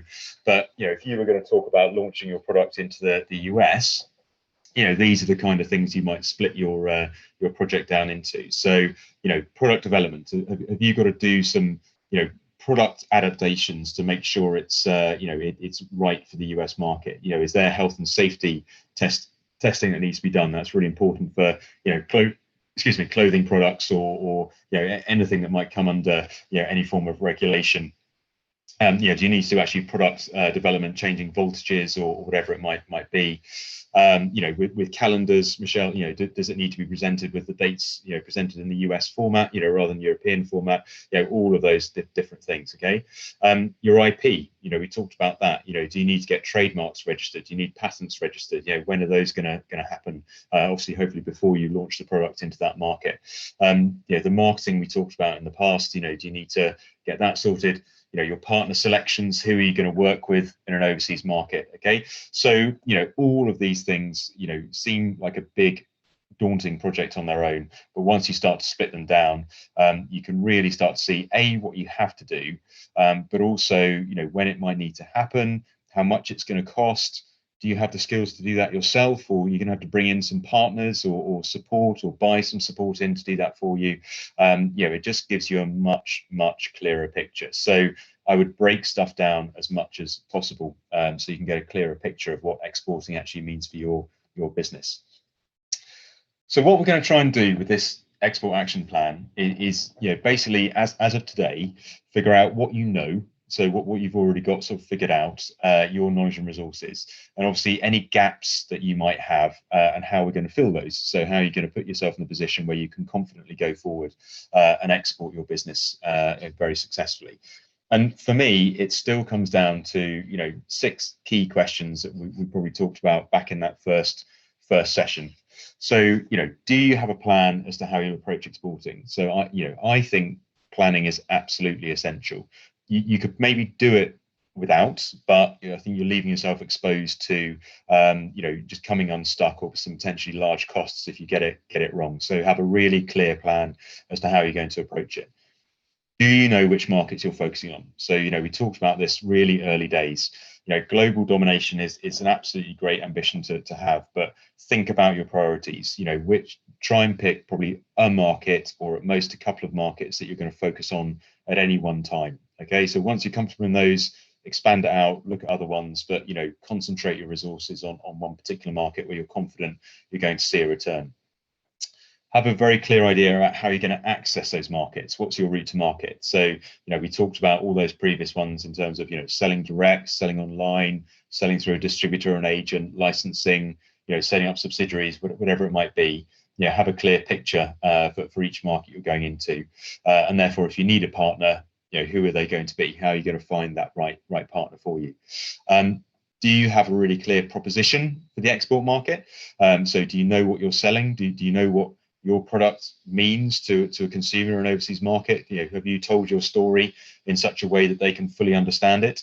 And obviously, very importantly, do you know what resources you need to allocate to the export project, and do you have them available? So, exporting has potentially got huge returns attached to it, because there's a lot of purchasers out there for your products, but undoubtedly you're going to have to invest some time, some money, some resources on this to make it work, and think about the opportunity cost on other things you could be doing.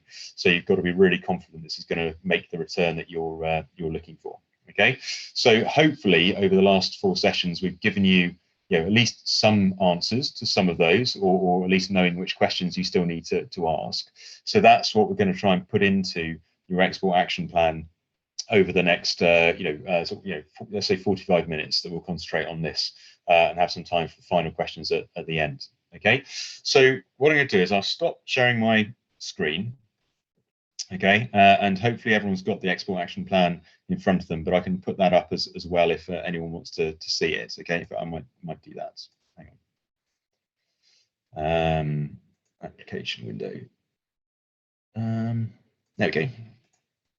Okay, so hopefully everyone can see that. All right.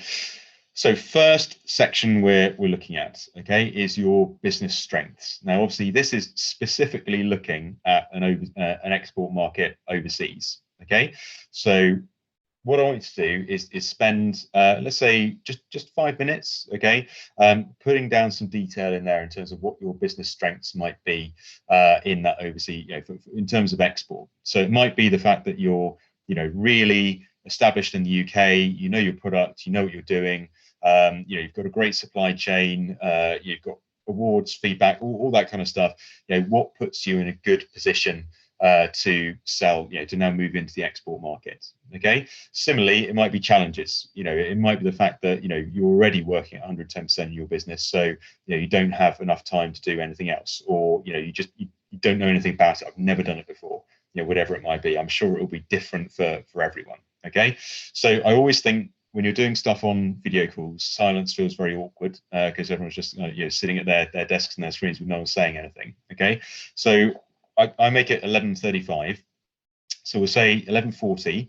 We'll come back and move on to the next section. But in the next 5 minutes, if anyone's got anything they want to talk through with that, or just questions or good examples or whatever, feel free to talk, and I'm sure everyone can work in the background. Okay, so just 5 minutes on that first section, business strengths or challenges when it comes to approaching exports.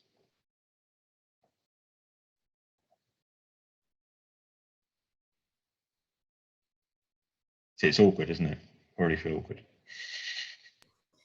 We just need some background music, Ben. That's what we need. It gets less awkward.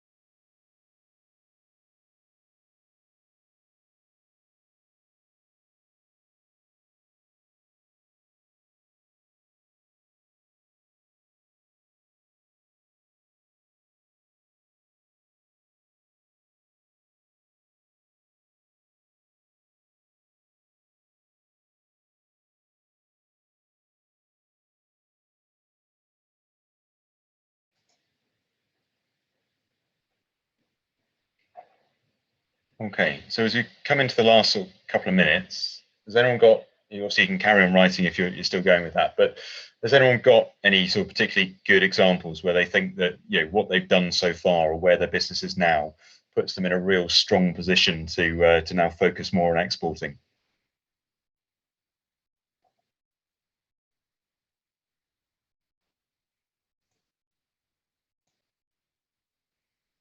I'll start picking on people now. Okay. I don't mind. I mean, to this point in the UK, we've done a good amount of customer research, which I would hope we could transition into a foreign market. But admittedly, we might have to do a new piece of research in that market. I mean, at the minute, it's just customer profiling and customer research. Really, we haven't done any market research. So, but we know we know how to do it, I guess, which is potentially useful.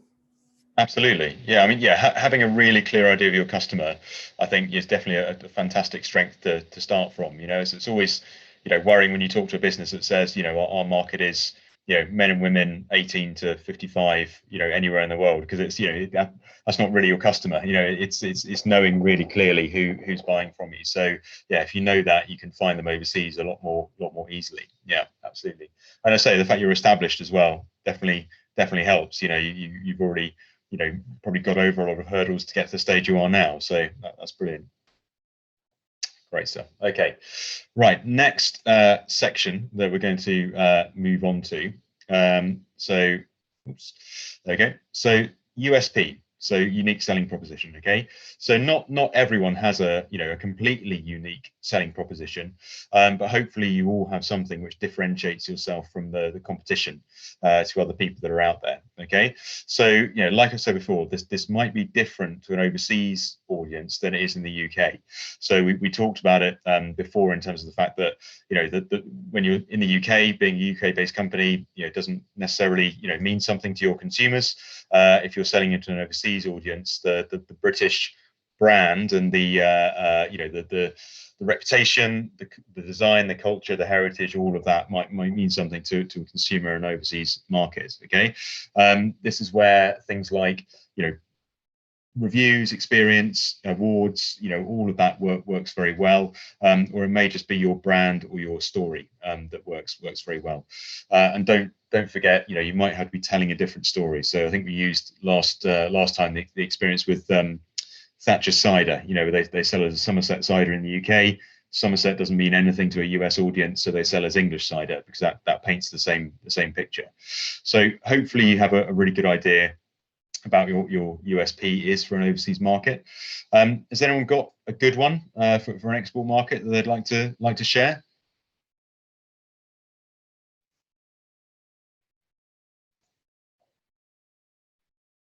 Okay. So I'm just thinking Jeremy's and Justin. So obviously that's a really interesting brand. What about your proposition do you think means something to just to a consumer in Nordic countries as much as you might do someone in Spain? Do you have to put a different proposition out there in terms of what you're selling?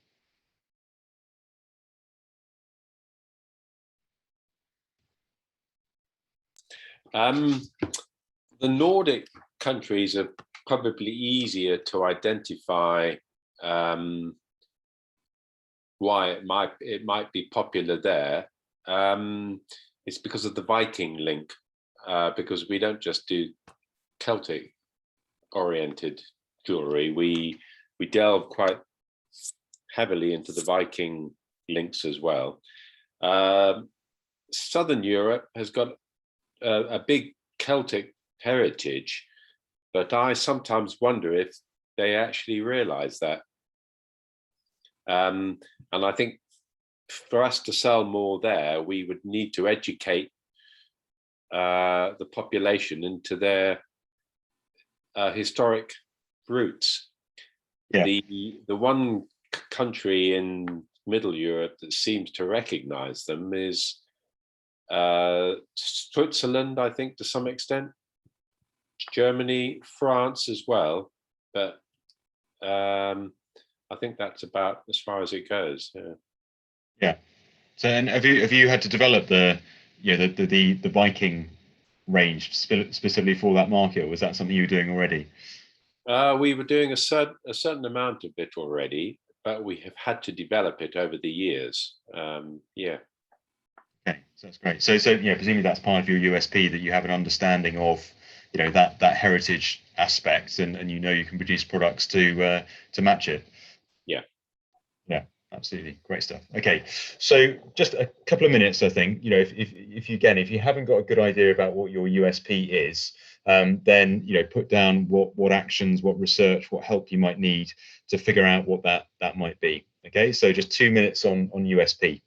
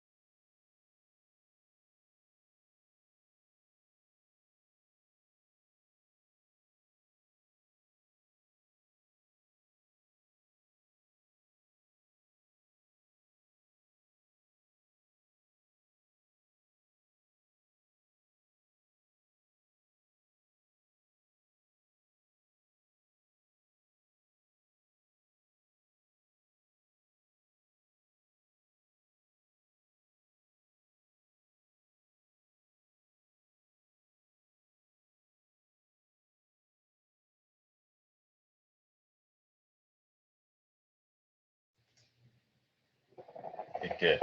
Okay. Right. Next section in the export action plan. Okay, and this is obviously quite a key one, and I'll be sort of quite keen to hear people's thoughts before you know, you put some stuff down. Is the focus of the overseas markets and the rationale? So you know why it is you're focusing on those. So like I said, there's you know there's room for 3 there, and I would certainly not look more than 3. And in fact, I'd recommend almost concentrating on 1 really. And obviously within those markets, overseas markets, you may focus down even further. I think we've talked before about the US. You know, you're not really talking about a market there. You're talking about 50 distinct markets. So it's about being as focused as possible. You know, on a state by state basis. You know, what works in New England might not work in Hawaii or Ohio or New York or whatever it might be. So you need to have a really good idea and focus and concentration in terms of what you're doing. And there may be a whole range of different reasons why you want to do it. I remember, you know, years ago we did some recording with a fashion brand, and he was talking about, you know, why he'd chosen Australia as the main overseas market for his business, and he gave lots of really good reasons around seasonality and things like that. So, you know, rather than, you know, essentially selling summer clothing and at the end of the summer having to sell it at a discount and you know, potentially not making as much profit, they could just flip it into the Australian market where it was just going into summer and continue selling it full, you know, full markup for the products. But he said a big part of it for him was just the fact that he would rather go and sit in a trade hall in Sydney than Birmingham for the next 10 years. So rather than going up to the NEC every year, he'd rather go for a nice trip to Sydney. So, you know, there was personal rationale behind it as well. So, I mean, maybe over the last 4 weeks, as we've been talking through it, you know, has anyone come up with particular focused markets they would like to concentrate on that perhaps they hadn't thought of before, or is it brought it into a bit more focus in terms of what you're looking at?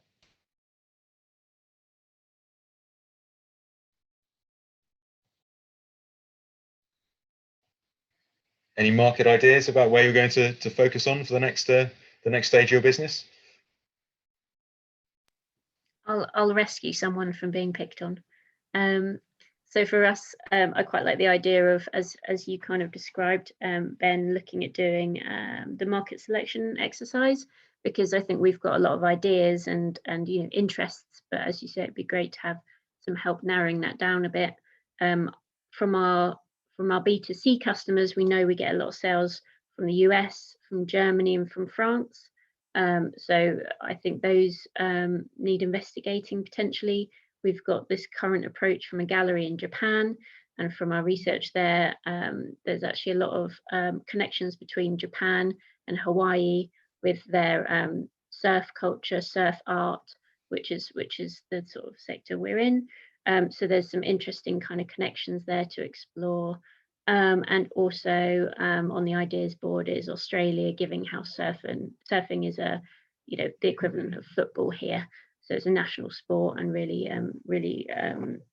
yeah, a massive interest area for people in Australia. So that's another potential. So I think for us, we've got a lot of ideas, but not necessarily decided yet where to narrow that down to. Yeah. So probably it's so it's the focusing and prioritizing that you're looking at. Yeah, I mean, Japan's fascinating. It tends to be a long-term prospect market for overseas businesses, but at the moment there's huge amounts of noise about it. Certainly from our perspective, because of the free trade agreement that was signed, back at the start of the year. So there's therefore a lot of support around it at the moment and a lot of knowledge. And I used to live in Japan for a couple of years, and it's fascinating out there in that whereas here you might surf, everyone's got a surfboard tucked away in a garage somewhere if you don't use it, but in Japan you're a surfer. It dictates your whole life. You go really in depth into the whole culture and everything about it. So yeah, definitely finding the right route into those markets would be key. And Japan's a market where you almost undoubtedly will have a partner. It won't be you just selling direct. So it's finding that right thing. Yeah. Okay. So hopefully people have got an idea in terms of either an overseas market they're going to focus on already that they think is a really good prospect for them, or as Francesca said, you've got an idea of what you might need to do to narrow that down for you. So whether it's some further market research, digging more into trade publications, whatever it might be, just to get to the stage where you're confident that that's the right one for you, and to keep it as focused as possible. Okay. So moving on to the next one, the thing we were talking about last week, pricing. So I think this is certainly for selling in Europe has become more of a something to concentrate on than perhaps it was over the last couple of years. So think about what factors you might need to consider. So last week we talked about things like shipping and additional costs of just getting your product there, but you might also want to think about your position in the market. So are you changing your pricing structure to reflect how you want to appear to an overseas consumer? Are you shifting up to a higher premium level? Are you adopting some pricing strategies we talked about in terms of potentially discounted entry pricing? Are you going the other way and making it super expensive, so it appears very high quality? Do you have another priority or another sort of strategy in mind? Okay, so lots of things to think about. Making sure that you're first covering your costs, but also meeting the needs of the consumer as well in terms of their expectations. All right, so I'll give you just literally a minute or so to go through this and have a look at it. But any questions or anything you're still not sure about from the previous weeks, then please do sort of speak up and ask any questions. Okay, so a couple of minutes on that one.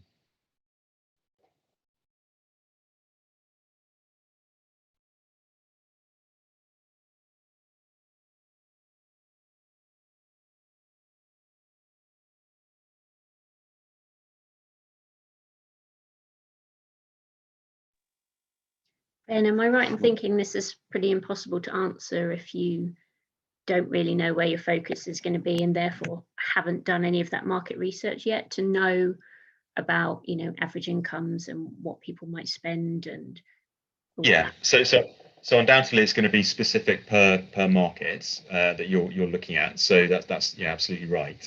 I mean, there may be some just general costs that you can see already in terms of shipping and knowing which part of the world it might be going to, which hemisphere, like Ian was saying with UPS out to the US or whatever it might be. But yeah, this will be specific per market. So yeah, it may just be your action is market research. Yeah, that's what we need to do to find out the answers. Yeah.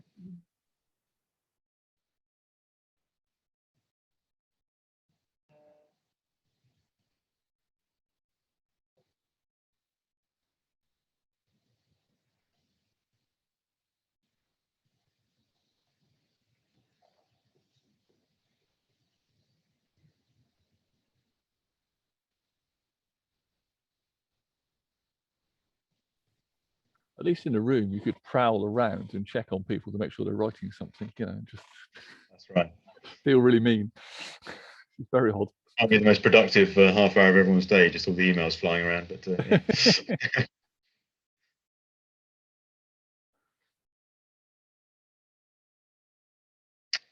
Okay, so next section that we're going to talk about is obviously, you know, how are you going to sell?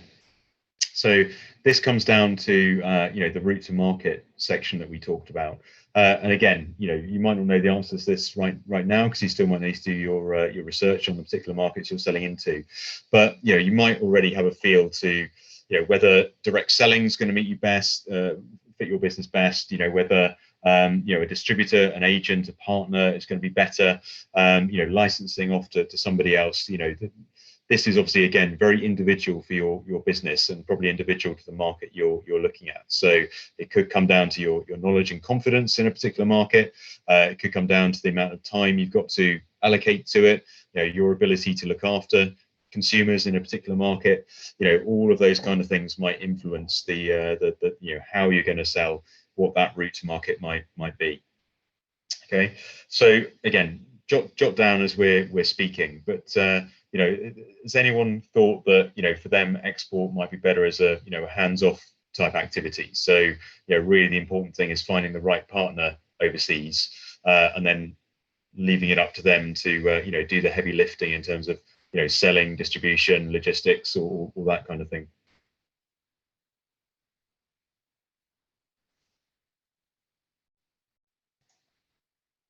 Emily, I'm going to come back to you actually, because I don't heard much from you this today. So just, I mean, do you get a feel for selling overseas in terms of, you know, what model is going to fit you best, because you're already reselling someone else's you know, product from a different market? Yeah, it's definitely got to be direct sales.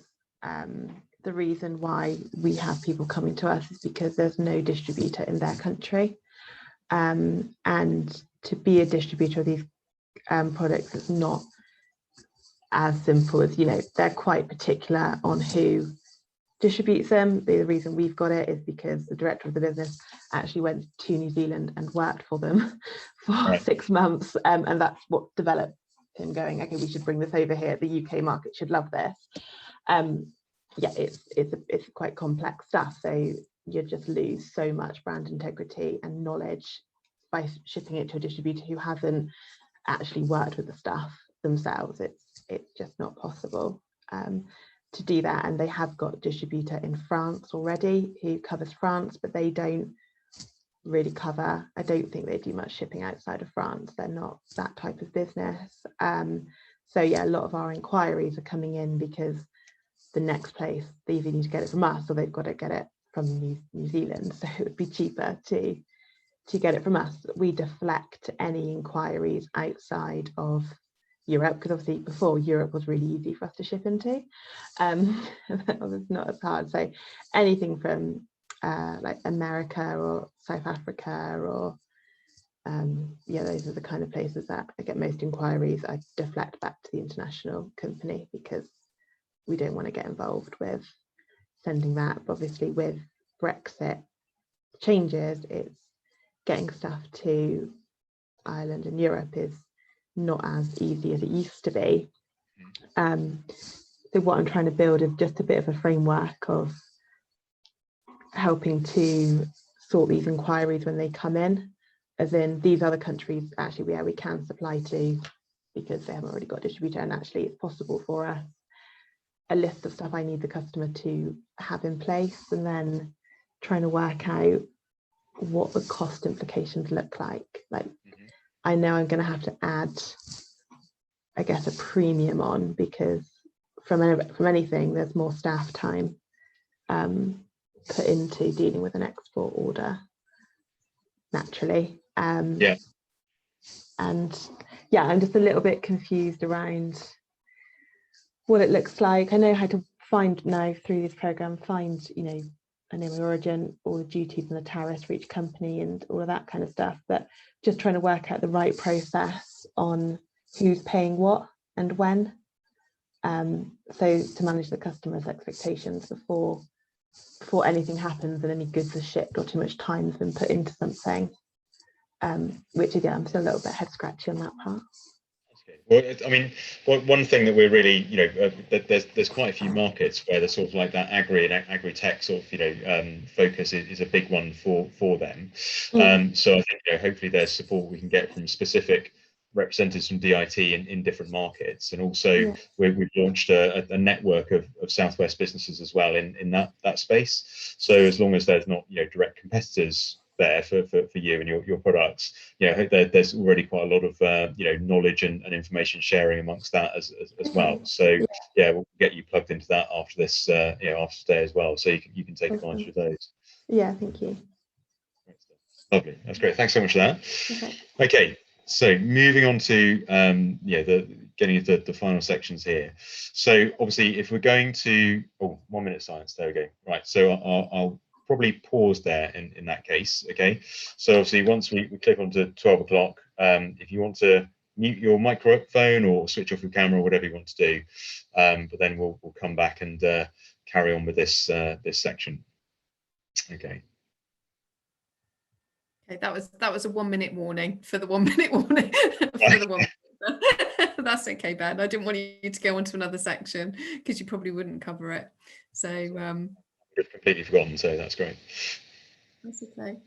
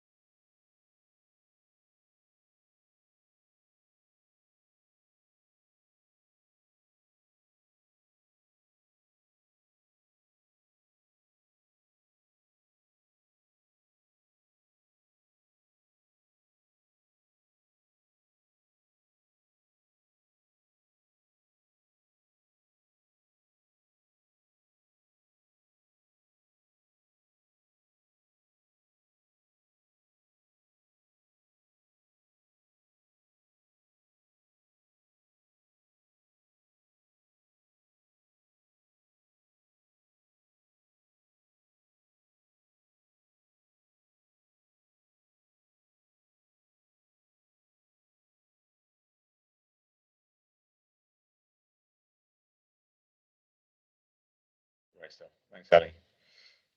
Okay, so moving on to what kind of partner do you need? So, like we said, partners come in all shapes and sizes. So it might be, a distributor or agent, someone who's going to do stuff for you. You might need business support partners. So it could be legal, could be, marketing, could be digital, could be support from us at DIT. So, hopefully you'll have a clearer picture now of who you might need to work with to open up the international opportunities for your business. Okay, so before sort of give you a minute or so on that, has anyone got any burning questions still in terms of who they might need to work with or how to find them or anything like that?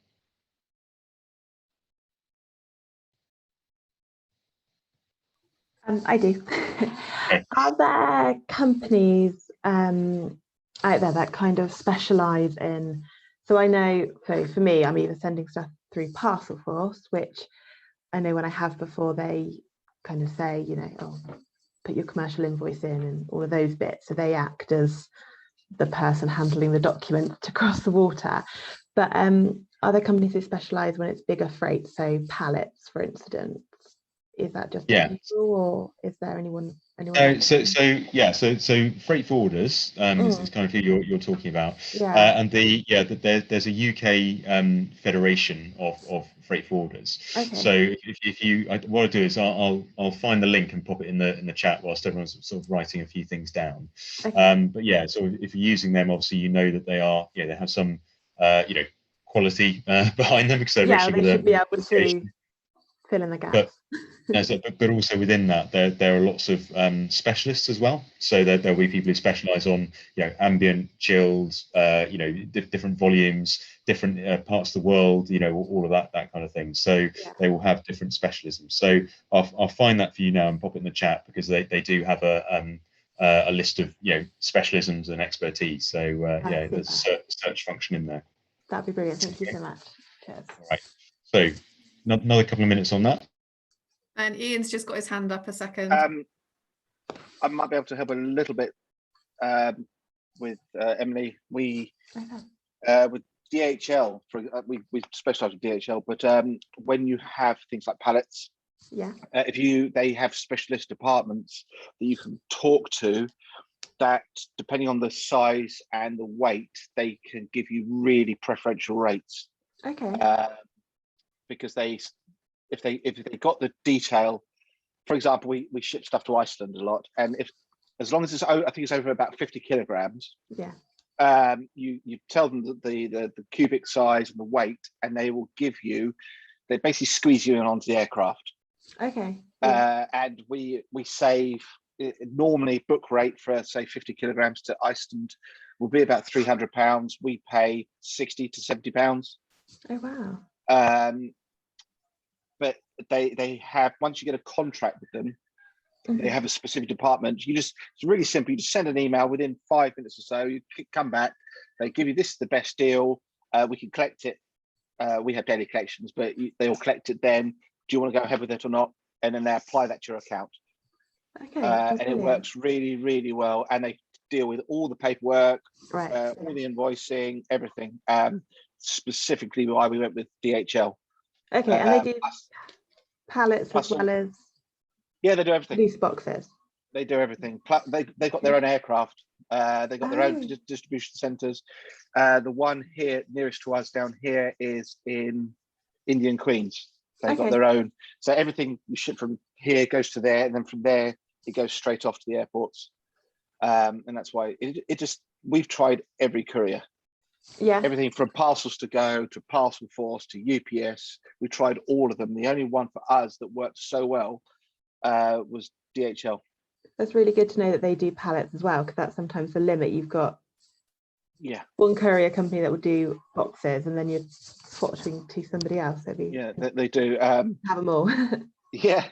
And that's the way we do it, because we don't do pallets all the time. I don't know if there's there's probably companies out there, if you're doing only pallets, there's probably better companies. Well, we do a mixture of stuff abroad, so that's really interesting to know. And they give you options. If you want to go minimum cost for mainland Europe, you can do it by road.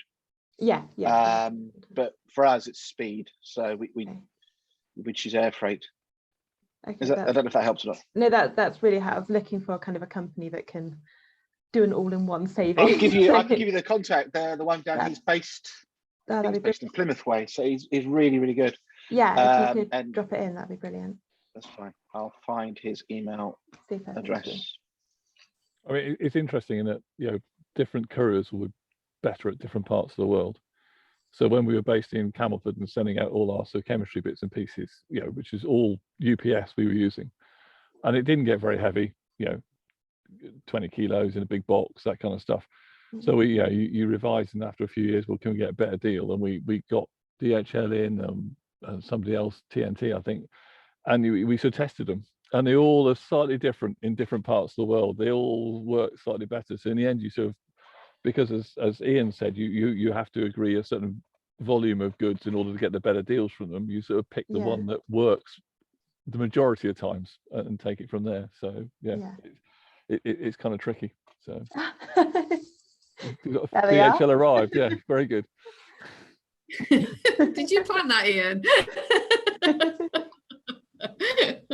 We were just talking about it. Give them away. We're just talking about DHL.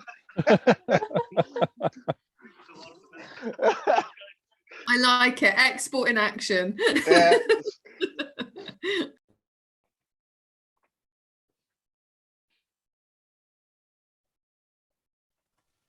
Sorry. You're on mute, Ben.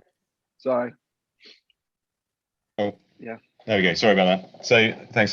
So in the chat, I've put down the link to BIFA, which is the International Freight Association, and it's on their homepage. You can just see, you can do a member search on there as well. So you can search by either their location, so how close they are to us here in Cornwall, or indeed their specialism and market as well. So yeah, there may well be some other options there. But I'm sure Ian, you mentioned you tried everyone. I think it's it's about finding the one that's going to work for you, and you can have a good relationship. So that's ideal. Absolutely. Yep. Okay, and then the kind of penultimate section on the export action plan is basically how I'm going to deliver. Okay, and that's sort of deliberately kind of got a slightly vague sort of dual meaning really. So delivery could mean just the logistics, so physically getting your products where it needs to be, or indeed it could just mean for you, how are you going to deliver on what you say you're going to do? So how can you make sure that whatever you've promised to a consumer or a partner or a wholesaler, whatever it might be, you're actually going to deliver on? So again, that could be different for different shapes of business, different types of business, how your business model works, okay? But anything else can just go in there in terms of how you're going to physically get products and also deliver on your contracts, okay? So I don't know if anyone's got any questions about that or whether you're happy moving on. No, that looks good. Okay. And then the final section, which I guess kind of feeds into where we go from here, is just the priority actions. So, what do you actually need to do next? Okay. This may be related to export. So it might be just some of the things we've talked about, or it might just be wider things with your business. So, you might think I just really need to get my finances and accounts in order to know that I can do this, or it might be that I need to get some extra resource in the business, or get my overall business plan in shape so that I know where exporting fits in that. So this can be very wide for your business. How do you get from where you are now to being in a good position to start selling overseas and make that a profitable and sustainable part of your business? Okay, so hopefully you at least have one priority action, even if it's just pick up the phone to Unlocking Potential or DIT and ask for more help in a particular area. But hopefully you've got one extra step that you can take to help move you forward. Okay, so that's the draft action plan there in place. Okay, so all that kind of just remains for me to say on that is the sorry, I just need to start that again. So to give you an idea again of the resources that you've got potentially from DIT. So if I do that and that and that, okay, so answering any of these questions or getting some more meat on the bone with your export action plan, you've got a lot of support from DIT, whether that's through the great.gov.uk platform with all the information resources that are there. You've got the Cornwall's Isolated Trade Forum I mentioned, which is the European funded program that we have running, which can give you access to market research, digital marketing support, country specialists. Whether it's through international trade advisors like Colin and myself, there's a network of us all around the southwest. Probably three of us that concentrate on Cornwall, or whether it's further support from Unlocking Potential and the Future Focus program. So obviously they have lots of different themed labs running as well. Okay, so 10 minutes or so for questions. If you've got any other questions about anything to do with the exporting side of things, or indeed, Ali, if you want to mention anything about next steps with Future Focus, then it's really over to you guys. Sure, thank you, Ben. So whilst you're just thinking about that, guys, just a couple of things from me. In terms of obviously what you've got with Ben and Colin are some very experienced and focused professionals that can, if they don't know the answer to your question, they'll find somebody who does. So, you know, anything specifically with regards to anything we've covered, then if everybody's happy, we'll share your details with Ben and Colin, and they will follow up with you, or you can follow up with them. In terms of future focus, we, you know, the idea of this program is to get you thinking ahead. And what's been really interesting with this audience group is, I think, you know, you probably come in with very specific questions that you needed answering, but actually we're always trying to help you to think ahead. What are those future opportunities for you? What are those future markets? And, you know, thank you, Ben, albeit hopefully it wasn't too painful for you to kind of focus down and sort of create a bit of a plan. But, you know, we're here to help you with those future plans. And, you know, that can be anything from helping you with a small grant that may well help you to go and do a trade show that you've not thought about before, or, you know, help you buy some equipment to be able to go and do a trade show that you've not thought about before. Or, you know, you may be at that point where you're going, do you know what, actually I'm at the point where I need some extra resource now to help me to do this. I'm going to focus on this market. It's, you know, Michelle, you know, your point around trying to get other people to do stuff for you, but you do get to a tipping point where you just can't cope, you know, with the resources that you've got. You might need to employ somebody, and that's something we can certainly help with.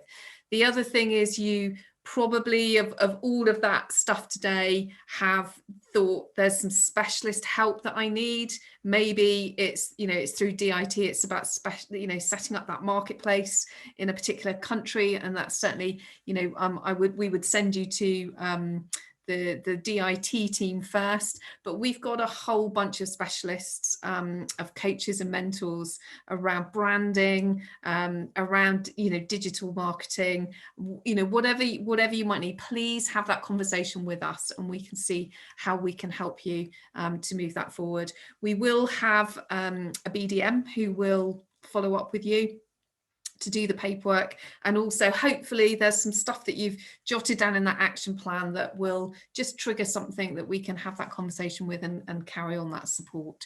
You know, lots and lots of support out there. The idea of these labs is really just to help you to explore, and we want to help you move forward. So based on that, that was really also to give you a bit of thinking time. If there were any final questions, comments that you wanted to share with the room. All quiet. Okay. So I've just thrown a link into the chat. There's DIT's running a webinar next week on returned goods, EU. So yeah, those who are selling to consumers in the European Union and stuff, and maybe have an issue with people want to return goods, there is a webinar on that next week, which might be useful for some people. Understanding return goods relief. Yeah, there were a few questions around that, weren't there? Yeah. Guys, is there presumably, if the businesses in the room are signed up to your program, will they get automatic alerts to these types of webinars, or is there a newsletter or somewhere that they can sign up? Yeah, so we've got a regular newsletter comes out called Events Horizon, and that covers, you know, all, you know, obviously all webinars at the moment, but yeah, it's ones that we deliver as part of the Southwest, but also wider ones from the team. And then, you know, individually, you know, Colin and I and various others look after different sectors, and we get updates from centre teams with webinars focusing on particular markets or particular industries. So yeah, I think once we're, you know, plugged into you individually, you know, we can start to channel some of these through if we think they're going to be of interest. So yeah. And if we haven't asked you about data protection, make sure we do, because the default is you don't receive anything, and if we forget to ask, then it stays as the default. So yeah, if we are talking to you and you want to receive stuff, do let us know, because otherwise it doesn't happen automatically. I'm guessing there's a brilliant community that people can tap into once they're engaged with you, and I think, you know, it's those opportunities that keep all these things fresh for people, isn't it? So I am going to come back round before we close and just get a bit of a reflection from each of you, actually, just in terms of what you've got out of the sessions. And again, if there's any commitment you want to make to the room in terms of the things you're going to do, always helps to say it out loud. We'd love to know. We are going to be sending you a feedback form. There'll be a feedback form available tomorrow, and we would really appreciate just a couple of minutes of your time feeding back on what you found useful. It's the first time we've run this series. We're hugely grateful to Ben and Colin. Their knowledge has been fantastic. Any feedback from you on the format? We'll make sure that there's some music in the pauses next time we ask you to do a bit of work. Might help. But we know it's ever so slightly awkward doing that stuff in Zoom rooms. We're still adapting, but we'd really love your feedback. It would be really helpful. I think that's it from us. Recording will be out tomorrow if you need it, and the slides. So thank you for that. So really it leaves me to say a huge thank you to Ben and Colin. You've been brilliant. Thank you both of you for navigating us through. It's great to have access to your knowledge, and thank you, because I know it's a bit of a test for you as well in terms of doing it in this format. It's always hard when you don't get direct feedback from your audience straight away, but I think you've done a brilliant job. Thank you so much. So just a quick round the room. I'm gonna go indiscriminately based on who's on my screen. And Jeremy, it's you first. You're on mute, but okay, I'm unmuted now. How's it been for you? It's been very fruitful and worthwhile. I think it's only a beginning, really. There's a massive amount I've got to do to restructure things slightly, change tack in some ways, and obviously rethink this whole export thing a bit more. So lots of food for thought. Yes, indeed. Yeah, that's brilliant. Thank you. Thanks for that, Jeremy. Tim, you're next. It's been really interesting. Nice to hear not everyone's cruising through exporting. It is complicated. But I am, if you don't mind, I'm definitely, unfortunately, going to be getting in contact with probably all of you very soon to discuss it further. I came into this with an absolute mountain of stuff I wanted to do to the company anyway, and I'm leaving with even more. So any help you can give us would be much appreciated. But if that's all right, Alison, I'd love to talk to you more about branding, marketing. We're going through a bit of a transitional stage anyway, so we are doing all of these things. But any extra advice we can have along the way is even better. Yeah, no worries. That's Tim. We've got lots of stuff we can help you with. That's brilliant. Cool, brilliant. Emily, how about you? You're next along. Yeah, I came into this just because of Brexit. Something that used to be very simple for us has become a lot harder, and needed to work out if we could still say yes to people from abroad, or actually go, no, really not worth it. We'll keep all of our stuff in the UK, and focus on that. So yeah, I think definitely some things have been answered. I think my next plan is to come up with a bit of a systems and processes in the business. I think there might then flag up a few bits that maybe I'm missing from following some of these links and stuff. So I might be getting in touch once I've got a bit more structure to pull all the information that you've given over the last 4 weeks and try and see everything that I'm clear on. Because what I don't want to do is have a customer and say it gets so far and then not get into the country or come back to us or something horrible like that. That's going to cost a lot of money and time. So yeah. Cool. Okay. No, that's brilliant. Thank you, Emily. Thank you. Francesca, how about you? And I don't know how to fill it up either. So for us, I think we kind of came into this with a bit like Emily with the Brexit. Ian, I don't know if you can hear us, but yeah, thank you. All right, I've done it, Ian. Sorry. That's all right.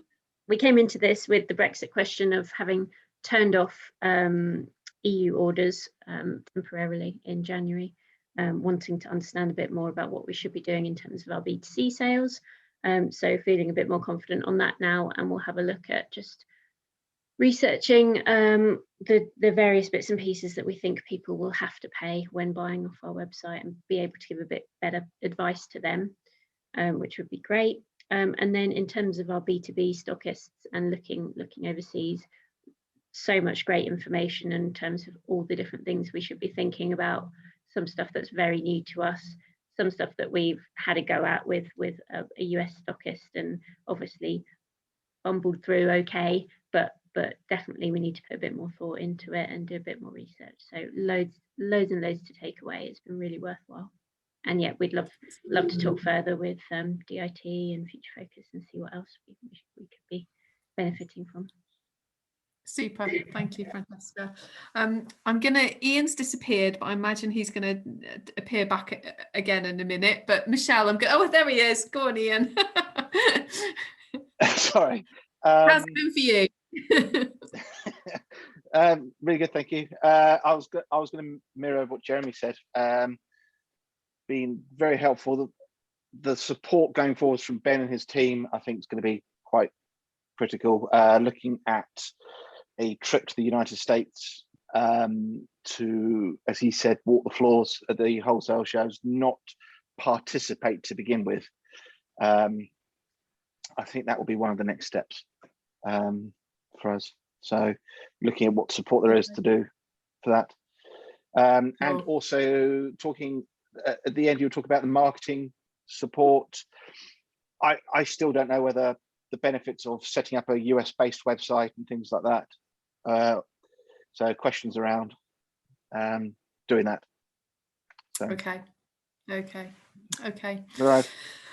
All good. All ones that we can carry on having those conversations with you. So that's great. Thanks, Ian. And last but not least, Michelle. Hi, thank you. I'm sorry for being no video today, but I have a terrible cold and I'm just blowing my nose constantly, so no one wants to see that. Yeah, it's really useful. I think there's a lot of thinking to do. I'm really early stages of this business, which has sort of taken off very quickly. But I don't know if Ben remembers, but I think you were my mentor for Unlocking Potential about 10.5 years ago, maybe.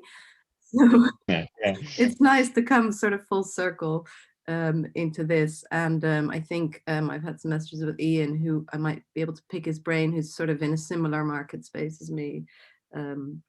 So hopefully, the connections you make on these things are always great, and hearing how everyone's been doing things, but lots to think about. And I'm sure I would love some support going down the line again. And thanks so much, Alison, for setting all these up, because they're always helpful. Yeah, hey, you're very welcome. And I think a big thanks to Bex and Jules and the people behind the scenes who've put so much into it, and Andy and Holly for facilitating the rooms. It's been a great session.